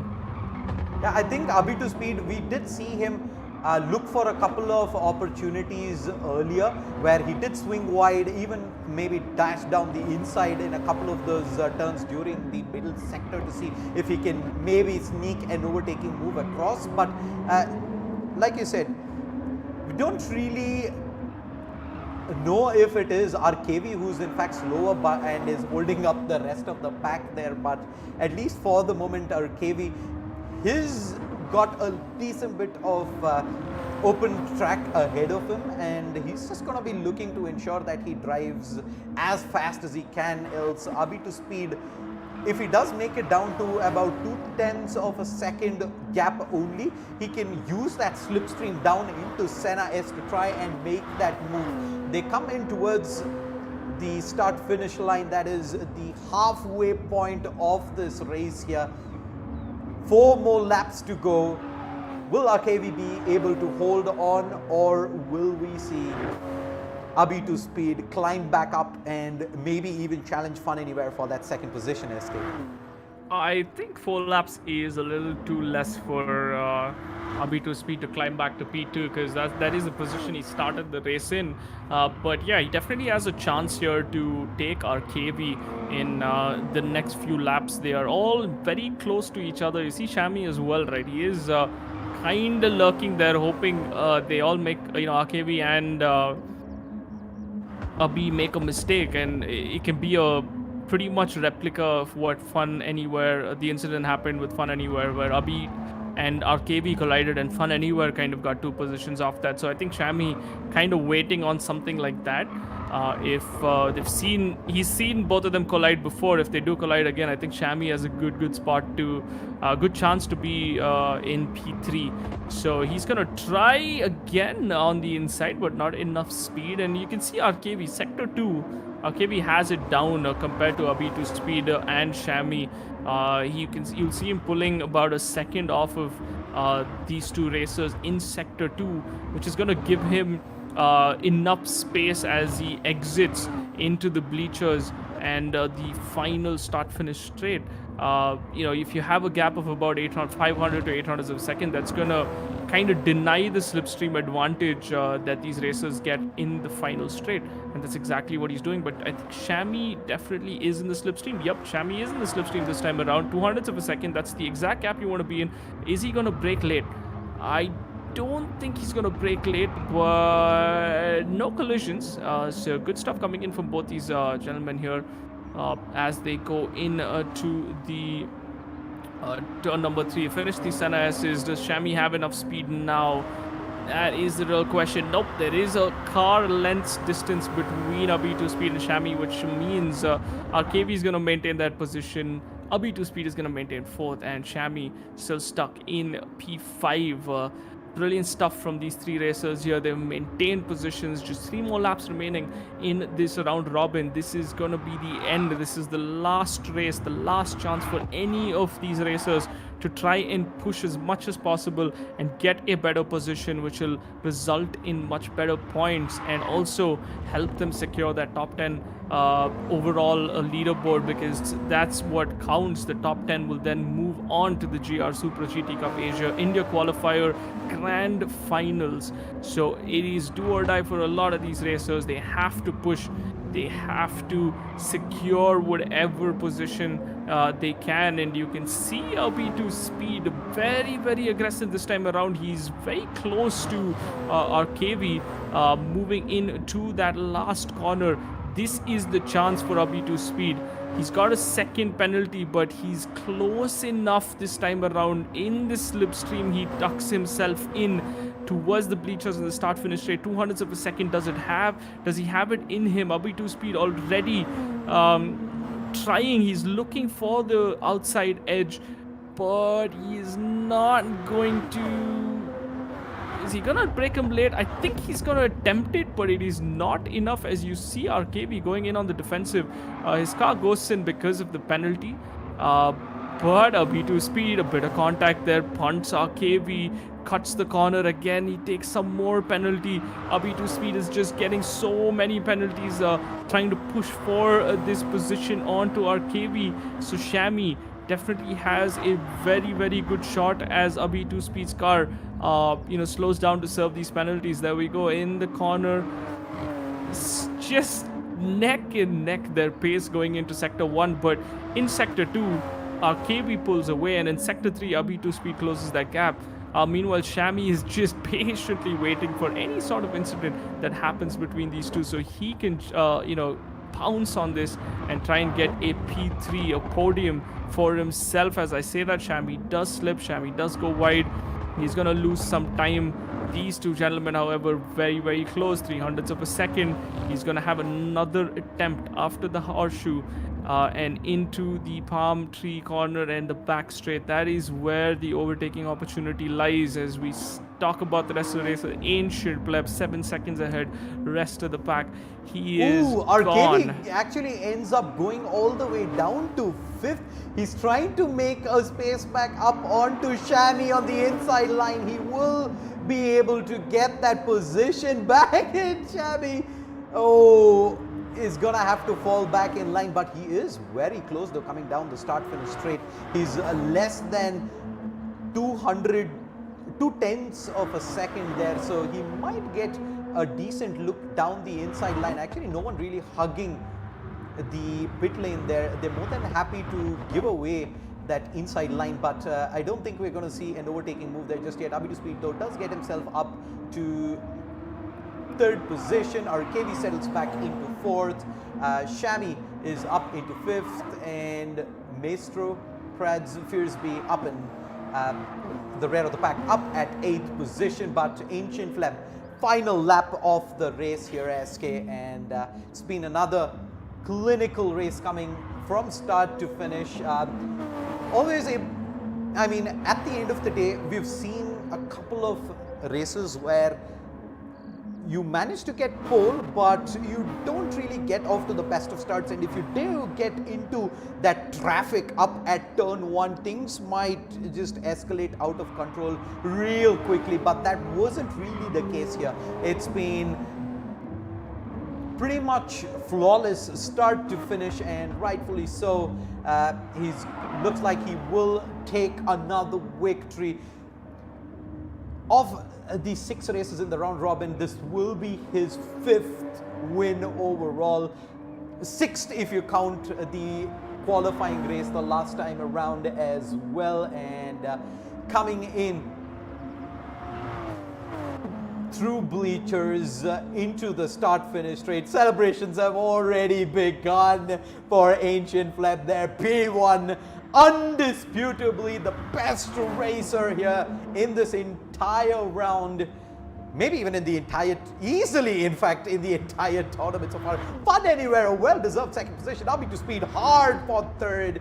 Arcavi comes in 4th, Shami in 5th. Maestro will come in 6th position as Prads is very close, but he can't do much. Fierce B closes things out as well, and that will bring the final race of the round robin to a close. That was pretty much edge of the seat action from start to finish, SK. Ancient Fleb though, comfortable winner there at the end. I think we've pretty much said he's a class apart. I mean, 5 out of 6 wins in the round robin and 6 qualifying in first place, all 6 races. So he is pretty much the undisputed king of the round robin. But anything can go wrong, anything can go right, anything can happen whilst moving towards the next weekend. But big props to KV there. He tried to hold on as much as possible. And Abi2Speed, honorable mentions obviously are Abi2Speed and Fun Anywhere. We expected them to do better. Fun Anywhere definitely brought his A game into that last race, but he wasn't able to close. I would have hoped to see KV up in P3, or Shami for that matter, but unfortunately, that whole battle created very different scenarios for all these 3 racers, and we saw them fight tooth and nail to the end, but it wasn't enough for them to take down Abi2Speed. And back at the pack as well, Maestro, he had such an amazing first race, at least the start, and that collision, I think, kind of put him in that demotivated state of mind, because he went all the way from P3 to P8, the collision with Prad Prakash. So, and then I just saw him drop completely out of the race, and his pace as well was completely down. So hard luck for Maestro. He started off strong, but wasn't able to really finish the race. But the rest of them, I think everyone did pretty good amount of work, except Fierce P, I guess. Fierce P had a much slower day compared to the day 1 and 2, but I guess all the work done in day 1 and 2 is going to help him carry or secure his spot in the top 10. And same with, I feel, with Shami as well. Day 1 and day 2 has secured them enough points. So I'm guessing, Ancient Pleb obviously is through. Fun Anywhere is through. Abi2Speed, Abby Tucker, Caesar, I think all these guys are through. I just want to see who are the last remaining 4 that have made it to the top 10 after almost 3 days of gruesome, crazy adrenaline-packed, races here. We had 6 races. Sorry, we had 12 races. I've pretty much lost track. But we had 12 races, 12 races in 3 days, yeah. And it is come to this now, the final 10 spots that will move on to the grand finals of the GR Supra GT Cup Asia India qualifier that will be going down on 26th of this month. That is next weekend on the Saturday. 4 races, like Shade mentioned: Nurburgring, Interlagos. These 2 we've already seen most of them race on, and the other 2 races are going to be Monza and Spa.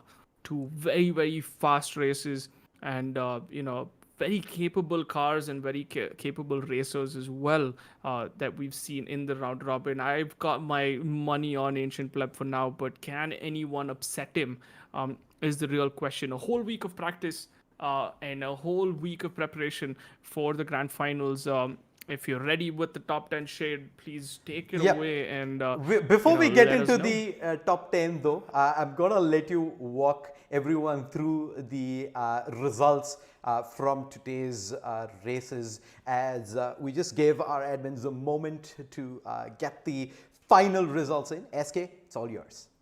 So yeah, we saw race number 1, Abby Tucker taking the victory away from Caesar, and Sanchit as well. Sanchit, another mention here, I did forget. And Nick the Gamer at 4th, VA in 5th, and Basit in 6th. And in second race, we saw Caesar take away that win from Abby Tucker. So essentially, they exchanged the podium position. Sanchit again, consistent 3rd place. Nick the Gamer in 4th, VA in 5th, and Basit in 6th.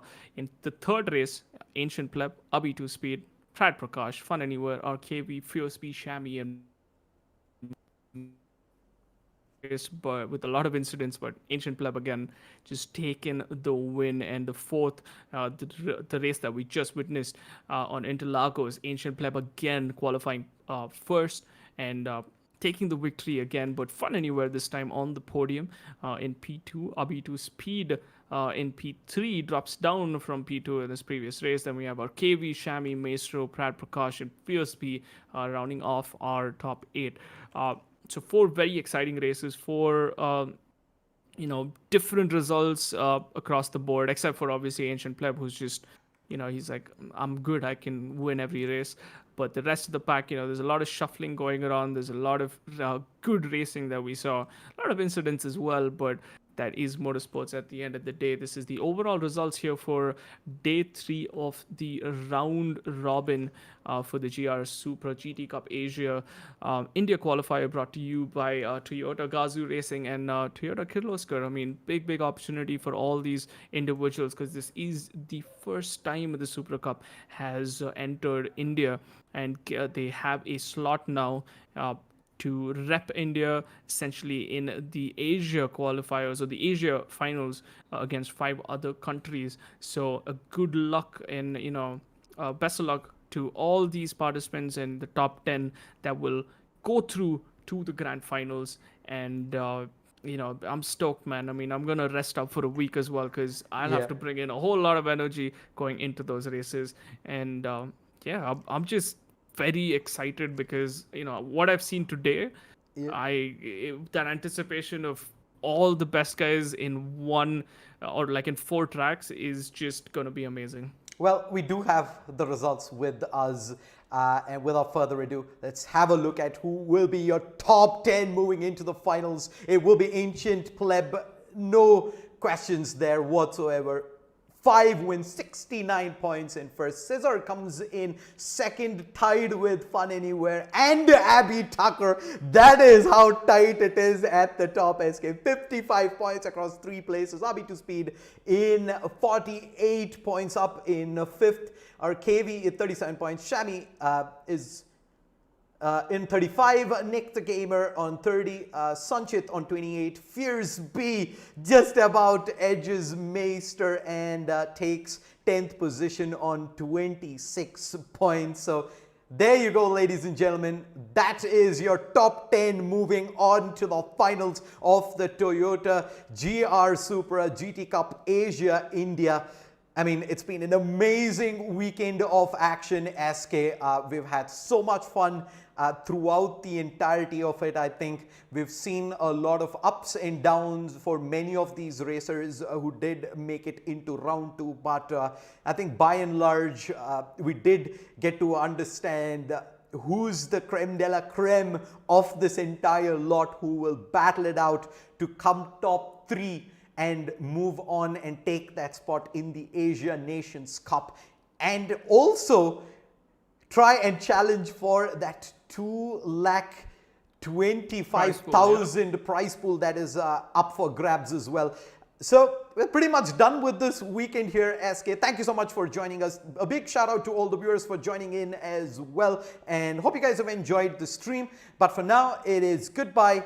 Good night. We will see you folks again next weekend on Saturday. Mark the time down. 5 p.m. is when the races go live. It's gonna be an absolute blockbuster Saturday coming up.